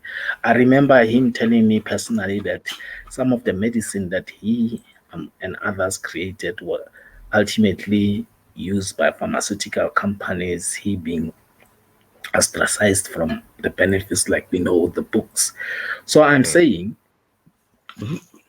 here in the South, in this country, we had in him a reference point. We had in him a pragmatic doer, because African culture, in its sense, in my saying, we say African culture is a pragmatic system. Like when a man says he's a rainmaker, in Setswana and Sesotho and Sepedi would say, Moroka usita ka pula. If you say you can make the rain, then make the rain. Credo was doing just that, And whether his work up to this far remained to be tested or critically looked into. But the little that we know and that I've witnessed is that it was pragmatic. Whether it was prophecy, it could be tested that he said this thing will happen at this date, and that thing did happen. Whether it's is Princess Diana, whether it's Chris Hani, or it was Marikana, or it was the fall of the Bophuthatswana government regime of during the 90s while he was staying in Notlamore. All these things came to pass as he said they would.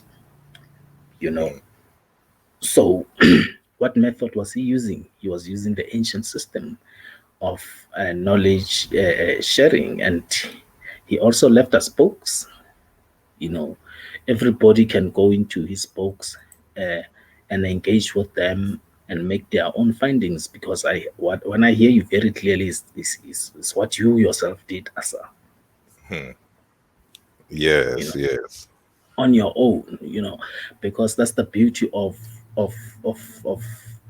leaving a trail, because people like Mutwa, you can also equate him to people like Ahmed Baba.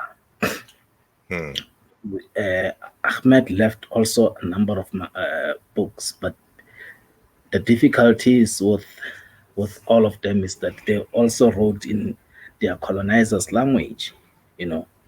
Kylo wrote in English more than the kind of English that he wrote with. Even the English themselves could not. I mean, at some point, there used to be a saying that it cannot be that he's the man who's writing this book. What kind of a native is so educated to be having such a command of the language? So, but we understand, that there in South Africa, who were the people who were holding the production machinery of publishing? Who were the people who were financing such books? And it is now clear that these are the people who were benefiting from his works, his intellectual works, because they wanted him to tell him the stories. So a lot of work has to be done that we should be able to use this example to dig deep into our knowledge, because what he expressed to us is that there is an underground system of African knowledge that is existing out there. And he has proven that he went to the Inuit. The Inuit are the people that today we call the Eskimos. And at one point he was telling us that no English is going to unite African people. No English, no amount of English is going to unite anybody anywhere in the world, but we're going to be united by our indigenous knowledge. Our indigenous knowledges and the languages. Because what he said is that when he was visiting the Inuits, the other guy who invited him to the house, showed him his house and said, Credo, itlo ya ham le, meaning, Credo Mutwa, there is my house there. And as a Zulu man, what he was hearing was he was hearing another dialect of Zulu. Idlo yam le.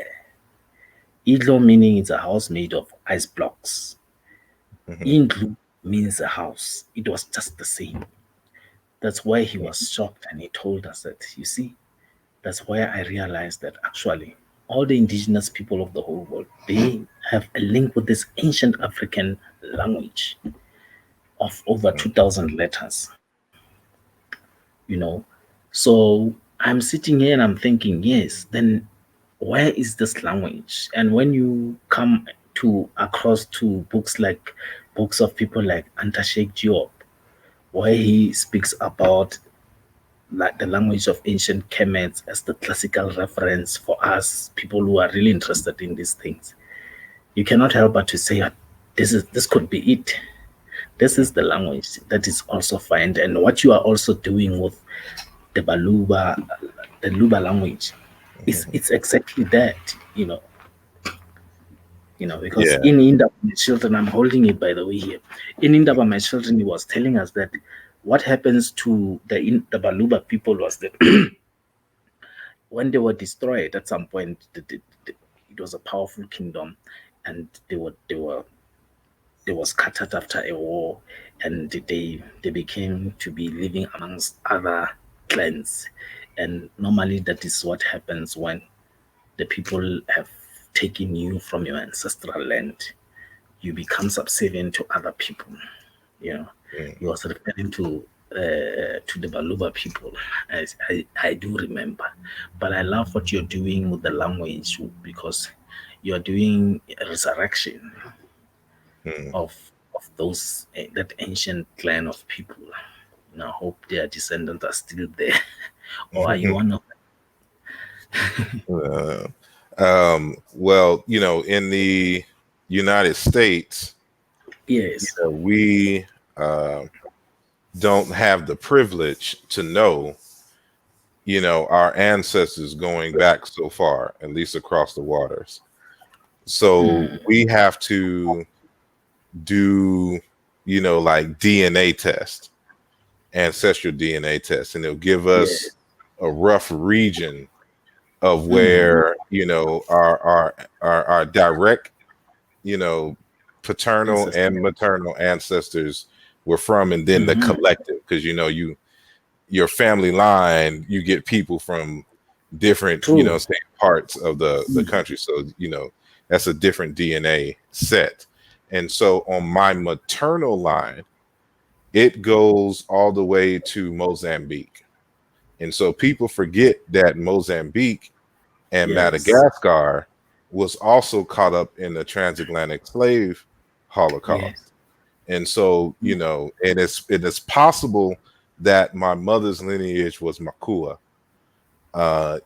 because I think they got caught up the most in the transatlantic slave trade.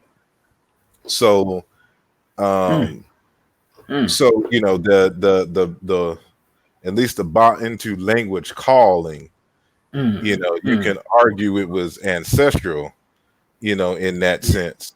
yeah. And but the Baluba people, they, how should I say this? Like Kikongo, Mm, um, Chiluba, mm, they're they have some of the oldest forms of the language in terms of the vocabulary. And so if there's, mm, such a thing as Proto-Bantu, mm, they have a good amount, but there's grammar and vocabulary in terms of pronunciation that, like the Nguni languages and certain East African languages have, that the Western Bantu don't have. And so they hold some of the older forms. And so, like, mm, when I'm comparing the ancient Egyptian to Bantu, Bantu mm, will have the older pronunciations. The mm, ancient Egyptian, their pronunciations evolved in a certain way, where the Yeah. Bantu languages preserved the older forms. So that's why, Yeah. you know, when you say Ra in terms of the Mhm. sun, it's not Ra, it's Ilanga.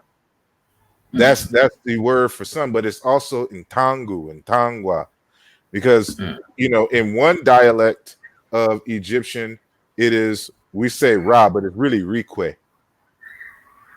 But in Rico. the other dialect is Mm. Aten, which is in Bantu and Tangwa, Mm. Tanga, you know, and so it's that in Mhm. Tangwa and Tango that ultimately became Ilanga, son in Isizulu, you know. Mhm. And Mm. so when we say Ma'at in Kikongo, it's in Langa or in Langu, you know, Mm. and then you can have Lungu in Isizulu for like health, balance, you know, Yes. Yes. harmony and stuff Yes. to that nature. That's Ma'at. That's Well, the root to Ma'at, you yes. know. So, Yes. you know, the Bantu preserves, you know, and that's what I'm trying to do in my work, is to show that if Mm. you really want to understand Mm. a good chunk of the underlying philosophy and inner Mm. logic of ancient Kemet, you have to study Kikongo, Isizulu, Isikosa, Chiluba, you know, I Rwanda can language, dare. I you can know. dare say it's Setswana also. Yes, yes. Yes. Yes. Because that one is it's actually the closest in terms of even the pronunciations. Hmm. At some point you were told that actually these lots of surnames that we have in the Botswana cultures, like even when you speak the Venda language, you had a queen called Mujaji. Hmm. Mujaji means the sun, Motsatsi. In my language, I would say Motsatsi, but in her language, she was called the daughter of the sun, Jaji, Tsatsi. You know, the Kalanga also are said to be the people of the sun because they use the same thing, the Langa. Yeah. Ka means ba, or Hmm. ka, like there is a civilization ruins here in Madiko of the Botswana. It's called Khaditsweni. Their totem symbol is the baboon. They don't write it, they write it Kaditsweni, as in Ka, Kaditsweni. But when you pronounce it, you say Khaditsweni. Hmm. So I would like to agree because the emphasis was also made by Credo when he said that Zwanani apani Zwanani corner in Zulu. Like you must, as Africans, always emphasize your similarities, not your differences, Hmm. when you try to rebuild this old world. Because he was aware of the many damages that has happened over the years.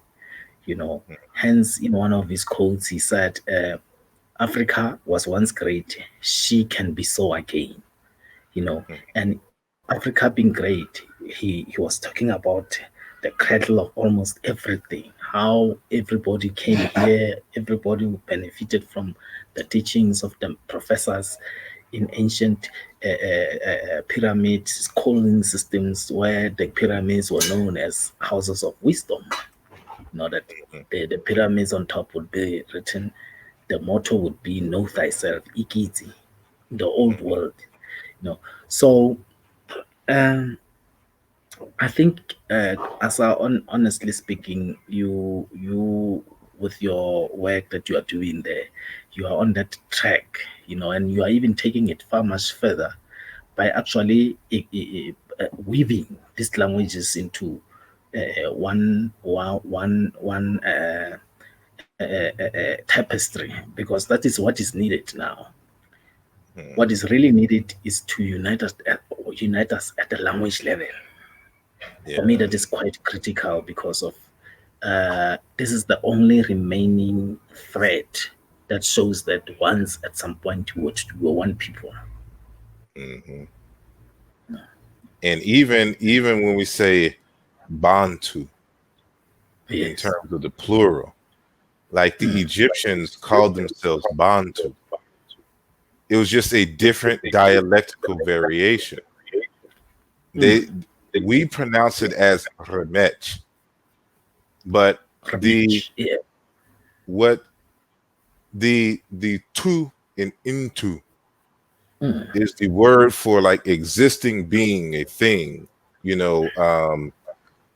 and in Egyptian, what would you would say a muntu in the mm, singular, right, for a person. Moto. The Yeah. the m is suffixed instead of Mm-hmm. prefixed, like Yeah. how we have in modern Bantu. So, Mm, their T's became R's. So that's yes. why, like, when, Aten or Itangwa became Ra or Rique, there Mm, the same T in into became, mm, without the N prefix, the yeah. agent prefix, it became R. And so, Mm-hmm. instead of, Muntu, Mm, they would say Tumu, and it became Rumu. mm-hmm. And they would have Mm-hmm. they had a different, later on, a different suffix that was a nominalizer. And it is from the same root. It's just the prefix, the mu prefix, was suffixed and fossilized. So that's why when you say Rome in Coptic, and so Mm, in certain Bantu languages, because the word, it's the same root for the word for male in penis. So like in mm, Chiluba, they say chilume for penis, but mulume for male, masculine, and da da da. It's the same word mm, as Coptic Rome, man, people, and mm, where to get it from. And mm, so, it's this kind of work that they called themselves Bantu. Like that's but a different dialectical variation. Just like in Kiswahili, you say Wantu, and some you say yeah. Muntu instead of Yeah. Muntu. Yeah. Yeah. In Yeah. in Yes. No, Igbo, beautiful. they would say Nitu. Need to. It's Yeah. the T is the root. N is a Mm, prefix, and it can be prefix or suffix. It depends on the mm, language. And yeah. so, if And the we region and the geography. Yes. yes. So, Yeah. that's the kind of work that we do. We try to reconstruct the language. And so, Mm, if you ever see me talk about China Intu, that's the yes. name that I've given the parent language. So Yes. China Intu is the ancestral language that gave birth to Egyptian, to the Sona language, the Yeah. Chiluba, the Yoruba, the Igbo, these Mhm. languages China Intu. Yeah. And Yeah. but Theophilo Benga calls it Negro Egyptian, Jean-Claude Mboli Negro Egyptian, you know. Mm, And mm, so that work is being done. And but that is still being worked out. But in the present time, we need a living language that everyone can use, so that we can start writing and communicating, so with each other in that indigenous language. And so people have proposed Kiswahili, as being, mhm. like a pan-African language. And I would love to see something like that. So everybody still learns their primary language first, but as a Yeah. communicative language, we can use Kiswahili and start writing, and you know, Yeah. uh, each other and our stories, in that language. And that's something Yeah. I would love to see. Yes, and I heard that the Kiswahili has a big market because of a number of people speaking it. Yes. You know, so in terms of literature, it would be interesting to see books written in Kiswahili. I've seen a number of films. Hmm.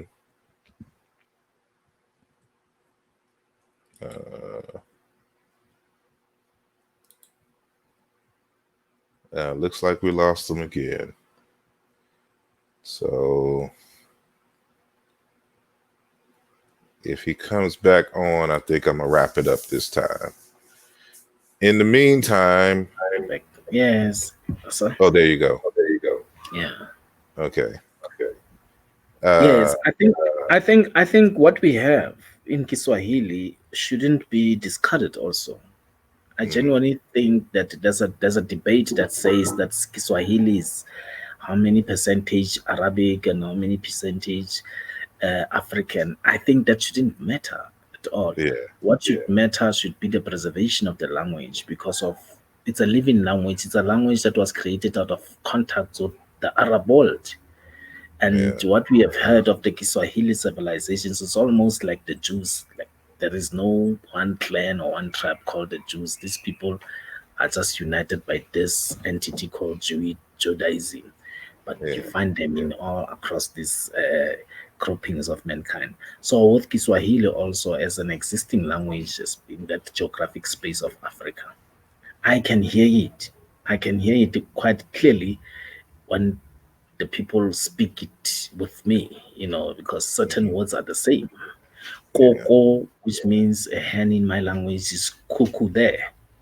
A brother was telling me that when he was in exile, he was attending in Tanzania, he was attending a tribal court, and uh, you man froze. was charged with, okay, this is how he put it. O tshwaretse go bolaya moholowe. This young man is charged for killing his elderly brother, moholowe. Mm. Mogolowe in Setswana. Then I just said, come on, this is just the same language, you know. So we have testimonies to say that actually, besides the languages, but the symbolism also. Like, as if you can really one day find time, you see the if you can visit this university called University of Pretoria. I don't know what it's called now. They still have the ruins of Mapumbugwe. They have, besides the things that I talked about earlier on, the scepter and the golden rhinoceros and the skull cap. They do have clay there, and even in Mozambique, where your maternal lineage come from, they have manyigeni, Mm. where trade used to happen between Africans amongst themselves, and right up until Cairo. And it also brought this thing that Baba Credo Mutwa used to talk about when people talked about ancient Egypt, they have strived for all the years to take Egypt out of Africa in terms of history. Mhm. And when they couldn't manage to take Egypt out of Africa, they also denied that Egypt was in conversation with all the other civilization at that time of its height. It's Mm. only recently that we got to hear of stories of a pharaoh in a particular dynasty visiting the Ghana Empire, or the empire, a kingdom in Benin. That there used to be visitations amongst these people. I also came at some point with a text that say even people from this south used to visit ancient Egypt and go and sell this platinum that is only found in this area, the platinum area belt, which is found here and in Zimbabwe, right up across up to Congo. You know that there used to be trade among these people. But what we hear is that it was magical, because these guys will arrive in the night at night, and in the morning there will be nowhere to be found, Mm. having just disappeared, after the trade. But we also know, because here in the south we have media reports of flyers, people who still have the ability to ride the wind. You know, Mm. the other day I was reading an article in the newspaper talking about Swaziland. As you know, Swaziland is right in the center of South Africa. They call it Eswatini now, the Kingdom of Eswatini. It's a grouping of the Nguni people, like your Zulu, Xhosa, the Swatis. We fall in the same grouping.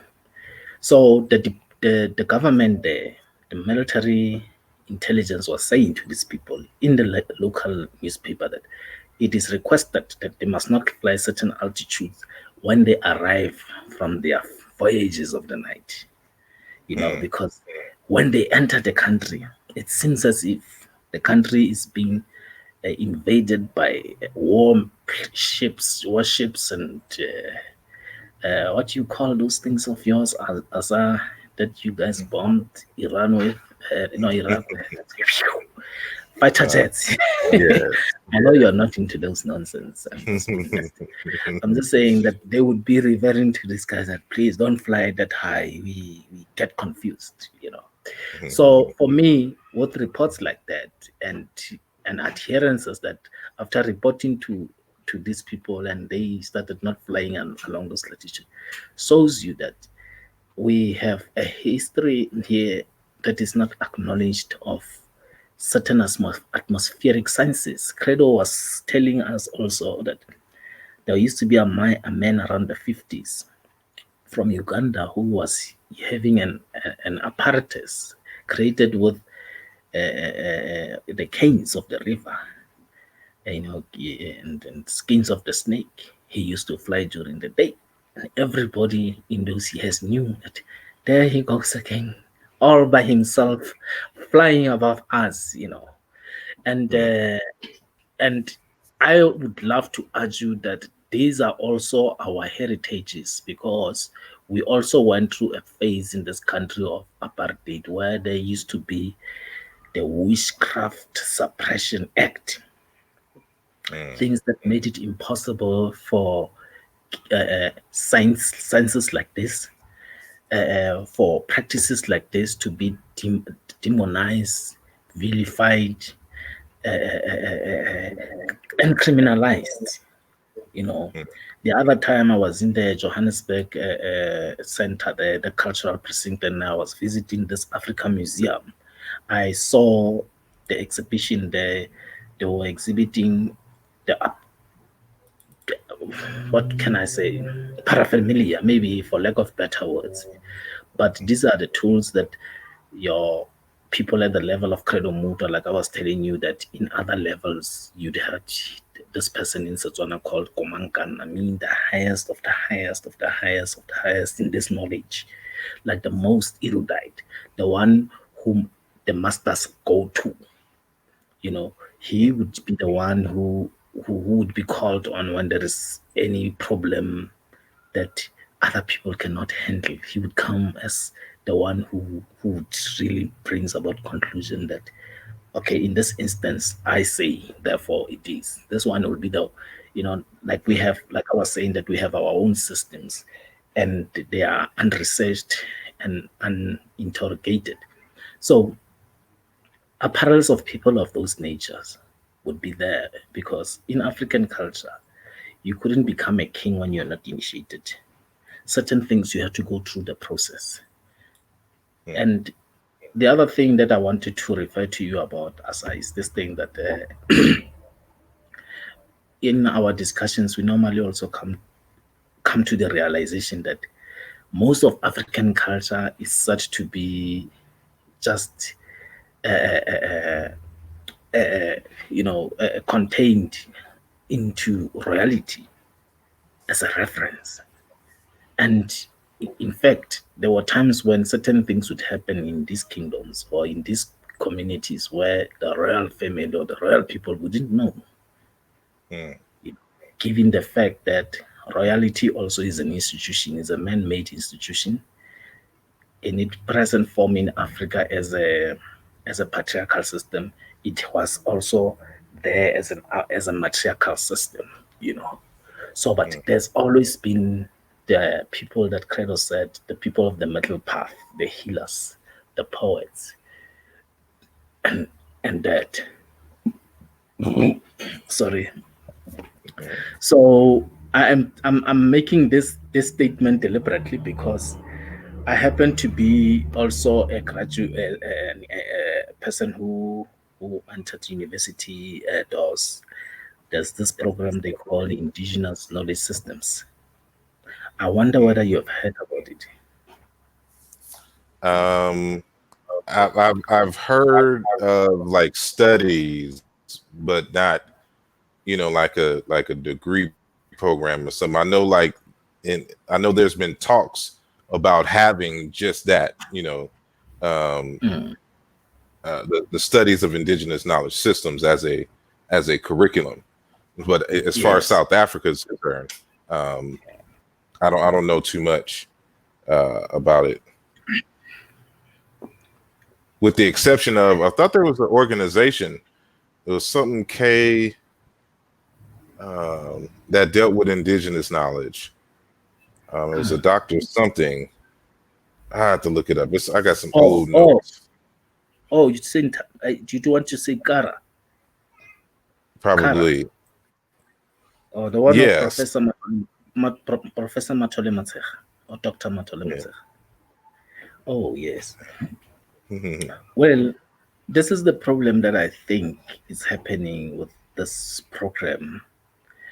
I think whenever there's an opportunity for the hierarchies of powers here where we are at to correct or redress the educational system, they will play with words. For me, this program, Indigenous Knowledge System, was supposed to be a very scientific program at all.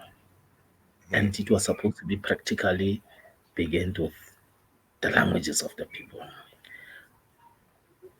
If I went to a university and I want to know the culture of the Baluba people, and asarimhotep was a teacher teaching me the language and how it linked with the Zulu language, how it linked with the ancient Kemetic language, and the other subsequent groupings, that will be indigenous knowledge system because it can be proven. Here, this man is taking this word, is breaking these leaves. These leaves are symbols. We know that we wrote with symbols. Even in our proverbs, we use the same languages. Like I would say in Setswana, "O se bone nong go rakalala godimo go ya tlase ke ga yone." Don't see a vulture soaring in the sky. To go on earth, it has to go. Ultimately, it will land. You know, I'm using language in that poetic, rich form, but when you go into the hieroglyphs, you see the vultures as part of letters, what we call pictor, is it pictorial, Pictograph.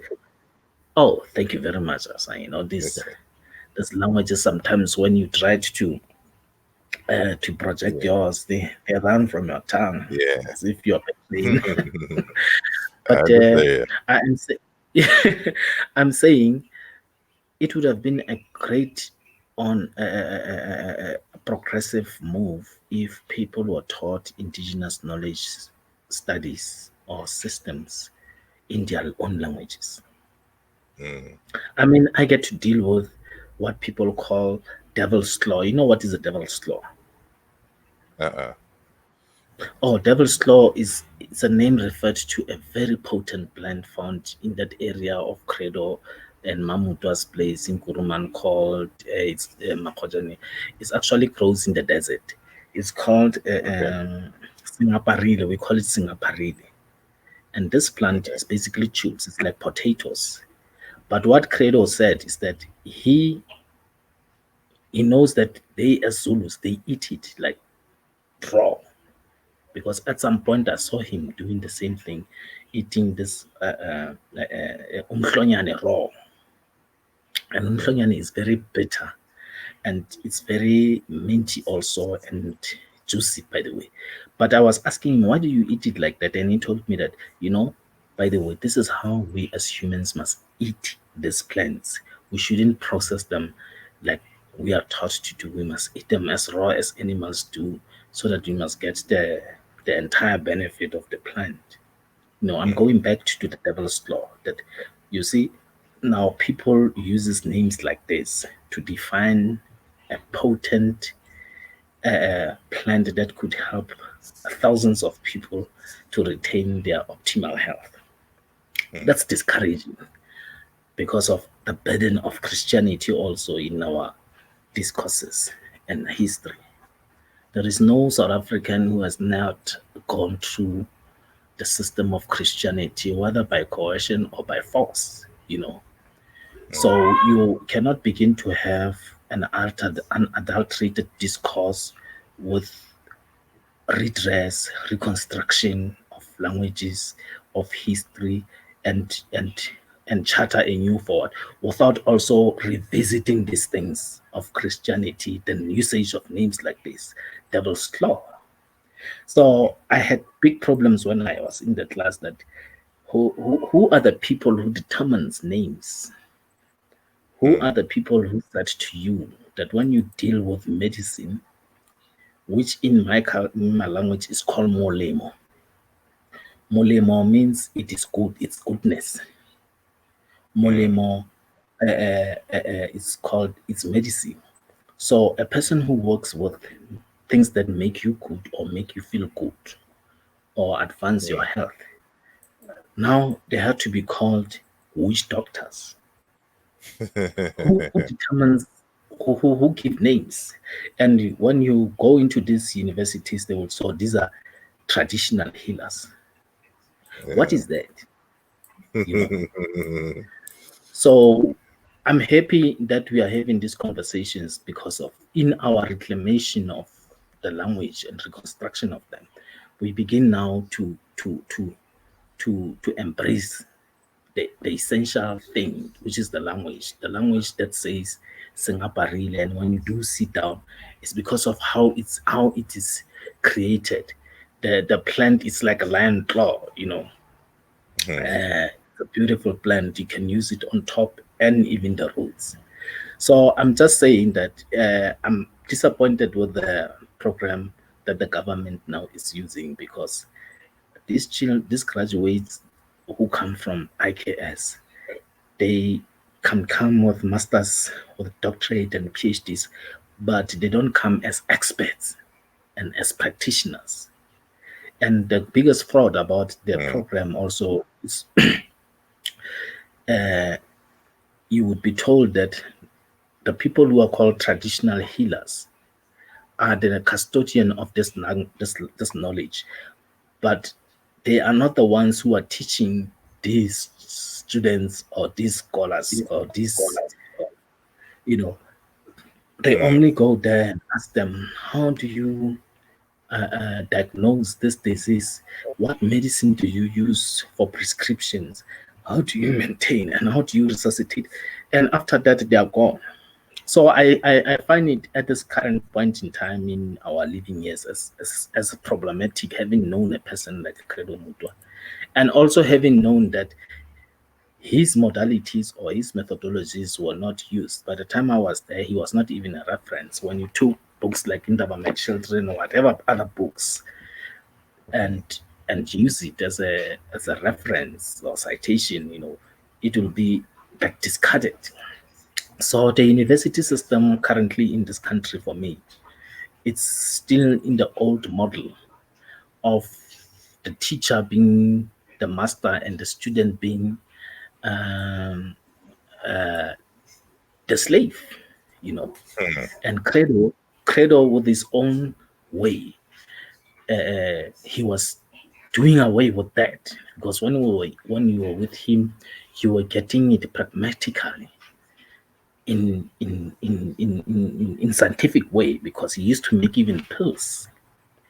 You know, I was there at the time when they were grinding this plant called Makukana, and this plant is very important because in Setswana and Sesotho it's called petola, but when you go to Kuruman they call it Makukana. It helps people with all type of cancers to get healed. Now, if you know the stories of big pharma and how corporations become alternative governments everywhere where they have been, especially in developing so-called developing countries, because that also remain to be interrogated. It cannot be when Africa to this day is still the sponsorship of Western countries, the first so-called first world. We go to Belgium, we go to France, we go to all these big countries, even America. We know that America was built by unpaid labor force, by young people, and we are told that it was specific. Here in the Northwest province, where my people come from, the Botswana people, we got to learn that they targeted people who could sing. They Targeted people who could sing. They targeted clans that they knew that these ones were creative clans. Oh, okay. Yes, they will be enslaved. That's how you get to see certain art forms coming from Russia at some particular time, from France at some particular time, because these ones who were taken from Africa were the ones who were teaching these ones. It was no longer like in ancient Kemet where they came as students. Now they came here to steal the masters for them to go and teach them there. But I also heard of stories of total a genocide of certain people who could create sculptures that their hands were cut off. An old man in Guruman was telling me that when you, during the British colonial era here, when you are found creating your own the rampechana is it's sandals made out of the forehead height of a bull or a cow because it's this thick. So when they find you weaving it for yourself as a Motswana, as a Motlharo, or as a Mokhatla or Motlapi, you will be taken into jail. So the question also becomes that when you are found to be speaking your language in classrooms during British colonial era, you would be taken, you would be written, you'll be given a big board saying, "I'm a donkey because I speak my mother's language." That's how they prohibited this language to be part of education at a very early age. You know, acculturation has always been part of the interaction with these other people who came, you know. So I'm saying this with regard to this program because for me, this program was supposed to be a program of healing the curriculum, healing the memory, starting from afresh, and also looking into the agency.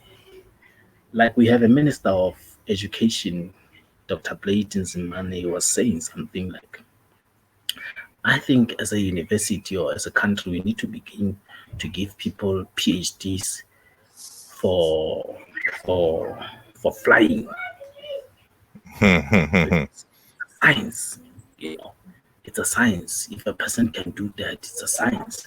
So we need to pay people for that. We need to pay people for witchcraft. I had a problem when he was using witchcraft because Credo was one day telling me that, you know, this word wikara comes from the Greek word witchcraft comes from the word wikara, and that word means wise one. And in our cultures, in all these lands, whether you go to Soto, Tswana, Balobedu, Zulu, they always have the people who are known as knowers or Baizanape. Like even when they throw their bones, they will tell you, the people who deal with knowledge. And then they themselves will tell that we don't know, the bones know, and the bones are the medium between the ancestral world and the living world, you know.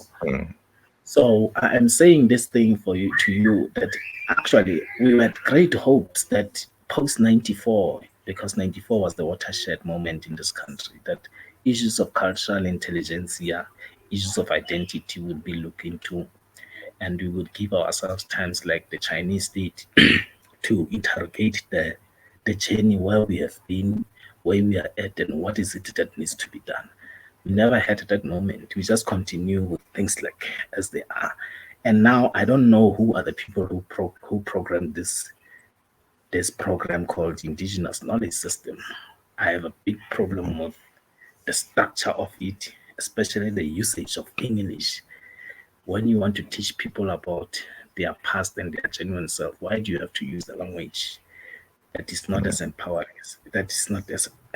as English? English is not empowering at all.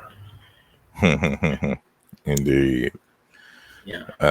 Yeah, that's something we struggle with. And who did Dr. Pra, you familiar with him? Oh, Kwesi. Oh Yeah, yes, Dr. right. Yes. Yes, I Yeah. interviewed him recently, and Yeah. that's one of the things that he stressed. Not necessarily dealing with indigenous knowledge, but Yes. the fact of the local language being the language of education, and how that makes a big difference. And so, that's the kind of work that he's, been working on, and the promoting of native languages, and in a more an indigenous way of grouping languages, than the European colonial way in which has been done thus far. And so Yes. I may post that video. My Patreon members can see it right now, but I may post it for the general YouTube public. But yeah, that was a good conversation as well. Yes. But I want to uh, thank you. Mm. So it's about 2.5 hours now, Yes. but I want to thank you for your great insights. And again, I want to invite you back. That Yeah. so we can continue this conversation and maybe hit on some other things. More so dealing with what you're doing. Personally. Out Yeah. there. And Yeah. but yeah, I didn't get the pleasure to meet or even speak with Credo Mutwa, but I've definitely read his works, and they have been Oh, a beautiful. great influence, Yes. on my understanding of African knowledge systems, of wisdom traditions, from across the continent.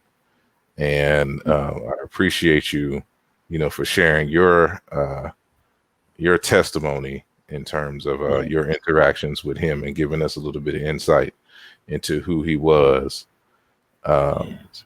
and I know that he'll be continuing to teach and look over, from the other side, as a high ancestor.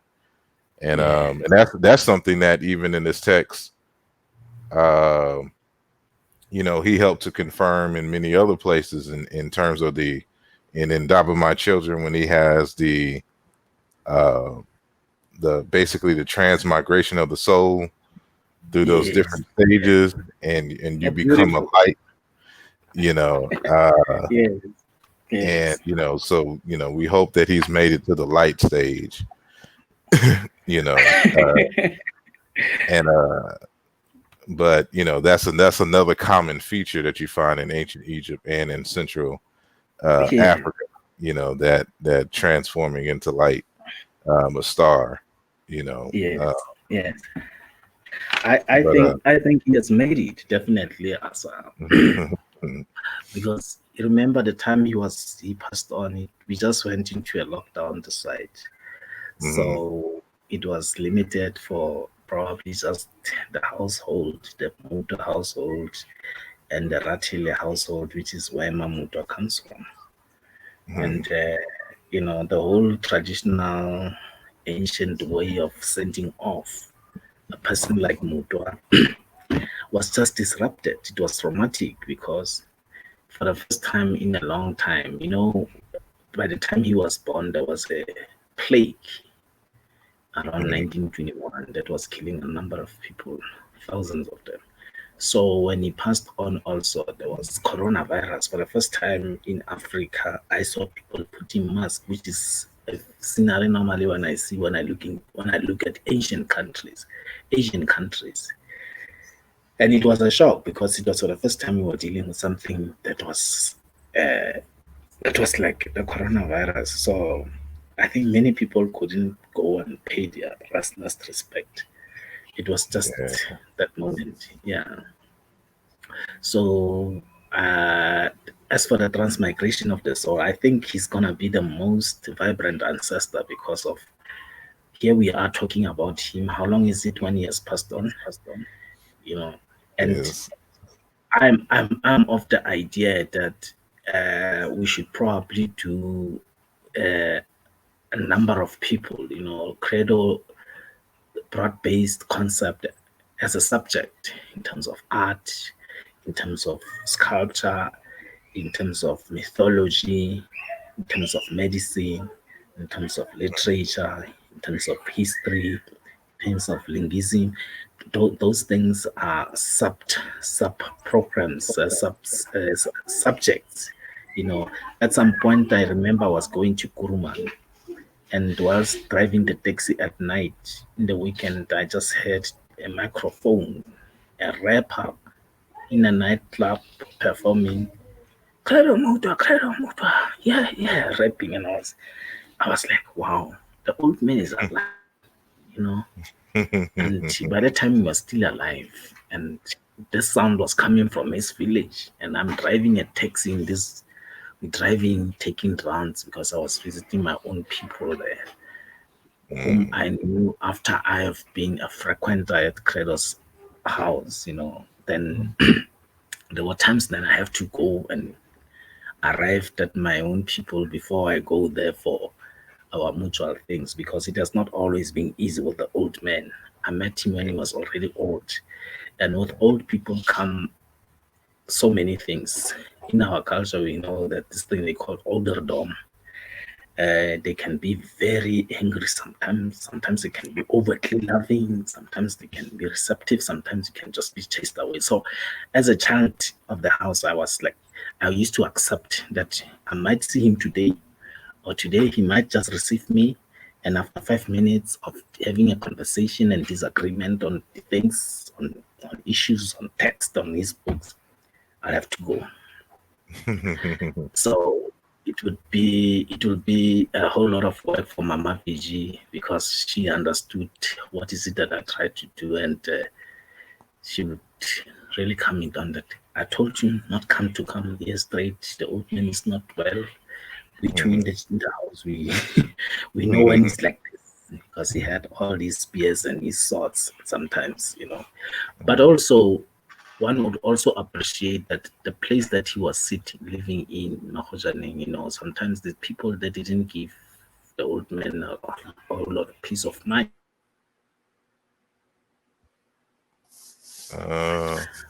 I arrived at some point and I just found the scenery where they have destroyed the sculptures, saying that Credo is a devil, is a satanist, and is creating these images to mislead the young people and everybody in the village.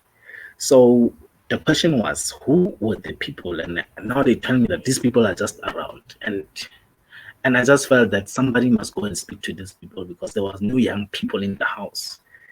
Actually, the youngest person there, maybe they were at university by the time. The other one was in the military. Otherwise, it was just teenagers. And I was so angry. I wanted to go to these people and tell them the significance of having Credo Mutwa in their villages, in their village, and what they could learn. They knew these things, because long before I even go and check out his knowledge, he came there and built all these things. They didn't value him because he represented something that was exotic, just like you would say with white people when they meet a black person for the first time in Germany, where they would touch and So they really ostracized him, and they made him very angry, And I was also angry because I didn't understand why our people should destroy art that is about them, which was the reconstruction of their denied history. I was very angry. I said that that was the highest Philistinism that I've seen in my living years with Credo, and with the government. To this day, I don't feel that they did much to preserve the things that he did, I still find that there's a lot of Philistinism and obituary culture where people embrace ideas of a man when he's dead and can no longer articulate his ideas, or maybe when he was alive he couldn't be engaged. Maybe that's the reason, because when we hear about Akhenaten is that the priesthood couldn't engage with him because he loved his books. There was a young individual who was well knowledgeable, just that they wouldn't engage with him, so they will only engage with him when he's dead. So the happy thing about it is that Credo has multiplied his knowledge so much that I think for the next decades and century we'll still be able to go back to him discard some of the things that he said, interrogate them, embraced here and there some of the things that he said because of what he has really left in us or imprint in our collective memory. That's why I think that he remains a very vibrant memory of a sharer who used to be a keeper, because he used to say that the knowledge that I'm giving to you, I'm breaking an oath. I no longer have time to preserve secrecy and stuff. So I'm going to give it to you anyway. So I find myself being very, very privileged as at the very beginning of the work that I was doing of collecting our stories, to be associated with Credo Mutwa. I remember I had stacks and stacks of manuscript. At some point, I was deliberating whether to destroy all of them because of they were based in my older consciousness. Now with meeting him, he disrupted my whole epistemological approach paradigm, and I had to rethink about doing my work anew. That's why I think even studying him as a subject now is interesting, because now I can get all the works and do it on my own, interrogate it on my own, also equate it with other knowledges, because in our African context, we know that knowledge is not pyramidal. One person cannot be the one and only. It's always a collective, which is what you normally also say, that what I have comes from other people. I was taught this by by these people. We got to appreciate that by engaging with him, we engage with other people. He was the best ambassador for the knowledge that was suppressed and that is continued to be suppressed at this day and age. So I think he remains a vibrant ancestor in that way. Because last week I had a guy telling me that he appeared in his dream. I said, that's beautiful. And it means that's he has a rapport with the living. Yes, Indeed. Indeed, Well, again, thank you very much for your insights, and I appreciate you greatly. I think your volume went out again. You froze on me, but again, for those who are listening, we appreciate you for staying with us this long. And I do apologize for the technical issues. Again, we're going to invite our brother back, and we're going to have some more in-depth conversations, and hopefully we'll get this addressed. But again, please visit the Patreon page, patreon.com/asarimhotep. And thanks to our Patreon members who, are holding it down for us currently, and, and any new subscribers. Appreciate you greatly. Again, November the 21st is the Hoppy Film showing. So visit the hoppyfilm.com website, and you will be able to purchase a ticket and view the film. And so you can also support the channel through PayPal and through CashApp, and or go to the donation on the asarimhotep.com website. And so you can reach me at the following social media platforms, and we can continue this conversation, get updates on new interviews and conversations that are coming. And please like, subscribe, and share this video. So with that said, I will end this, and y'all have a blessed week. Peace.